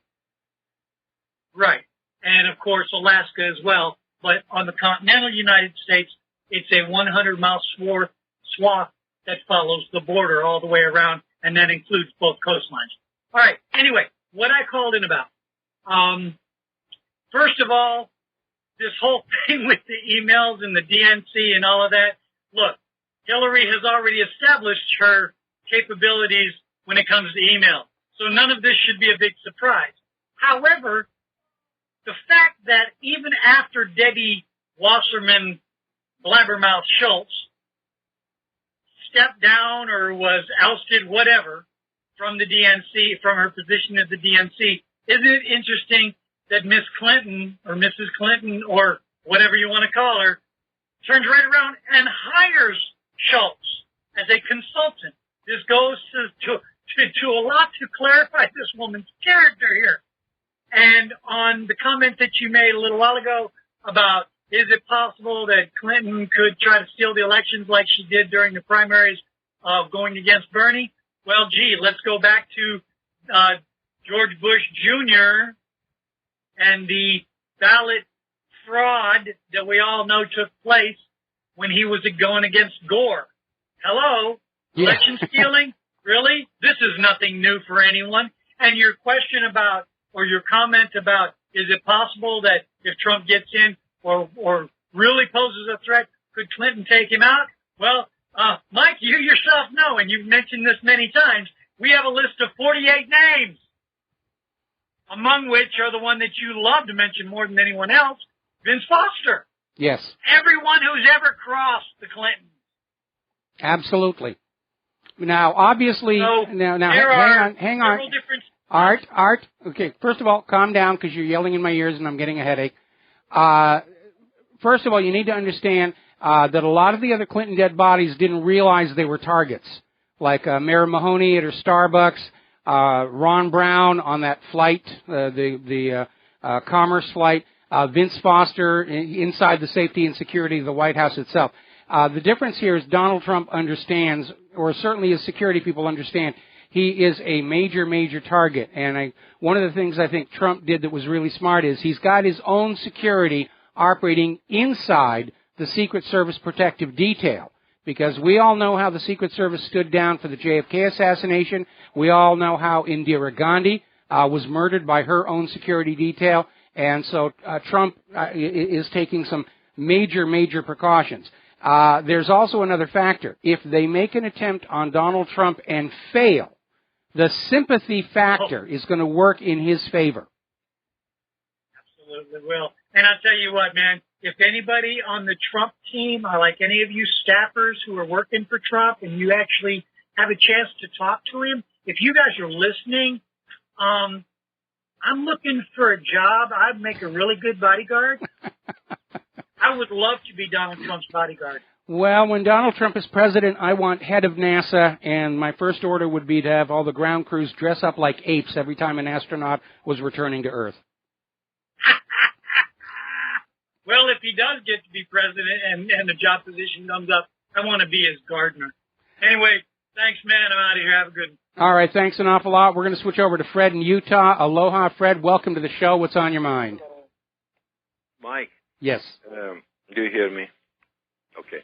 I was going to say something about Congressman Traficant from Ohio, who was a Democrat for younger generation. I'm saying this. And then he drove the Democrats crazy in the Congress's floor, thanks to C-SPAN. We could watch it live. He many times made Democrats so angry because he would vote with Republicans. At any rate, I think it was about NAFTA. One time he was talking that himself, C-SPAN played that 3 times. And he said that about NAFTA, he started his speech in the Senate floor and said that my Democratic political prostitutes, and also I want to tell my Republican political prostitutes that this NAFTA is going to shaft us. Yes. And people, they got so angry, the Republican and Democrats in the Congress's floor. So he said that when I walked out to use the bathroom, they attacked me in the hallway. Yes. And I think one of those people that attacked him was this governor of Ohio. So attack him that you must apologize for what you said live on television.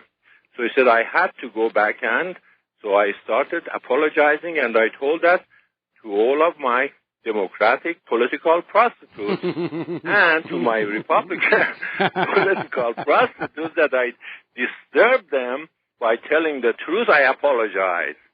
So God bless him, he's dead, but when Donald Trump was talking about a lot of some factual things, nobody wants to talk about it, like treatment of vets, and he didn't say that there are 65,000 vets from Iraq and Afghanistan. No, they are homeless.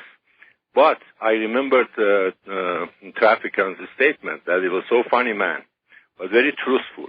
And by the way, he was a former policeman. At any rate, that's all. Yeah, well, he was also very much on board with the fact that the U.S. economy, even back when he was in Congress, the economy was being mismanaged and was hovering at the edge of bankruptcy. That you're telling the country. Yeah, and here we are, where the Bureau of Land Management is stealing land left and right to be sold to other interests, like that Russian uranium deal, which is linked in with Hillary's State Department. It's just a very, very ugly situation all the way around. And yeah, Traficant, it's a shame that people like him and Ron Paul and Cynthia McKinney do get kicked out of Congress, because those are the people we should have in there. Mike, by the way, he saved the life of that guy Dumajian or something, was an old man from Ohio that he was sent to Israel, and he was convicted of working in the Auschwitz or something by only testimony of few, maybe some years old ladies. And then he went there, and then he was so active because he said, I have to, that's my duty to defend a person from Ohio. And Supreme Court of Israel said the man is innocent, and he came back to his family. Well, they found evidence to prove that he wasn't anywhere near Auschwitz at the time, and then of course Israel turned around and charged him again for a completely different crime because you do not question that Holocaust orthodoxy. You know, if you're suspected of being linked to the Holocaust, it's such a serious crime. Even innocence shouldn't be a defense. At any rate, I hope I'll die. I won't get to that age that I won't recognize who is who. All right. Well, listen, anyway, Fred. Thanks enough. Thank you. We're going to let you go here. Thank you very much for the phone call. Now, earlier in the show, we were talking about this new documentary that's out called Clinton Cash. It's on the front page of WhatReallyHappened.com. Now, it was first released as a promotional item for Breitbart, where you would provide your email address for newsletter update. Then you would hit the play button, and it was played in 3 massive streams. Over at Breitbart, it has gone over 500,000 views in just 48 hours. 500,000. That's only at Breitbart, because it's also out there on YouTube. And I just checked, and there have been another 270,000 people who've seen that video on YouTube. So you need to look at that video. You need to share it with everybody that you know, because you know Hillary's people are going to try and find some way to get that yanked off YouTube and hidden from the American people. And it's already having some effects, because one of the things this documentary talks about is this questionable deal where Ericsson Telecommunication was apparently somehow being able to sell equipment to nations that were considered state sponsors of terrorism by Hillary's State Department. And yet somehow they were able to do business as usual, and there was a donation to the foundation involved in everything, and apparently the CEO of Ericsson has just stepped down. He's getting out before the process servers show up on that one. Now, the Democratic National Committee has apparently decided that the economy, okay, the wars, okay, NSA spying, okay, Benghazi. The important thing, though, is they have just decided the women's restroom at the Democratic National Convention has been redeclared as an all-gender bathroom. That's their big accomplishment. Anybody can use whatever restroom they want, and then all it's going to take is one woman in that restroom being attacked by a man, and that's going to blow up in their face. Now, turning to the world of computers, Edward Snowden is developing a new phone case that will alert you automatically if your data is being accessed. And I'm not exactly sure what it's going to do. They've just announced this, but apparently they've been working on this for 3 years. It's a case for your phone that will automatically determine when somebody's trying to break into it. Now, we've been talking before about the problem of ransomware, and there's a new version out that isn't even real ransomware. They'll basically lock up your machine and demand a payment. You send in the payment, you never hear from them again. Your data is gone anyway. It's a big bluff. But on the regular ransomware, infection numbers were varying between 23,000 and 35,000 per month last year. Now it's up to 56,000 infections every month because of the arrival of Trojan crypto locker AF. And the payment demands have gone up. Last year it was an average of around $294. Now it's up to almost $700. Where is the NSA in all of this? Where's the FBI? Where's the CIA? When you look at the number of infections and the price they're charging, that's a huge amount of money being sucked out of the American people. When you look at the hospitals who have been hit with ransomware and can't access their patient files in a timely manner, you're looking at people possibly dying from this. And the U.S. government looking the other way. Maybe this is like civil forfeiture. Maybe this is like, another government program to just loot the American people of their money. Maybe that's what the NSA's really been doing over in that little building out there in Utah. So, let's just do that. Now, over at the Electronic Frontier Foundation, and they do a lot of good work over there, they're suing the U.S. government over an over-application or misuse of the digital copyright law. And the rule is Section 1201 of the Digital Millennium Copyright Act, which makes it illegal for you to go into your own device and modify any of the protections in there. Now, yes, there are people who are going to do that for nefarious intent, but there are other people who would like to do it for perfectly reasonable reasons to do so.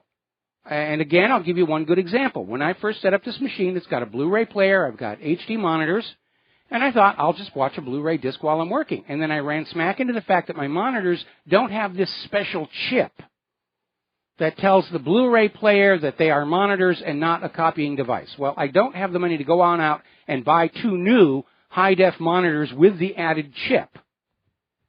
And you have a lot of people, a lot of car enthusiasts who like to modify their cars. And in order to do that, need to get into the software. And the question is, who owns that device? I own this computer and these monitors. The car enthusiasts own the car. There has to be a compromise position. Instead of this idea of the computers inside your products don't belong to you and you're just going to have to get used to that. But they have gone completely overboard. I mean, we've got Hillary Clinton putting American secrets on a weak private email server. Nobody does anything about it. We've got people who want to, enjoy their own Blu-rays on their own computers and their own monitors, and it's a crime if I try and figure out a way to get this system to work together. It is ridiculous. Now, here's an interesting little story. This is from the Telegraph.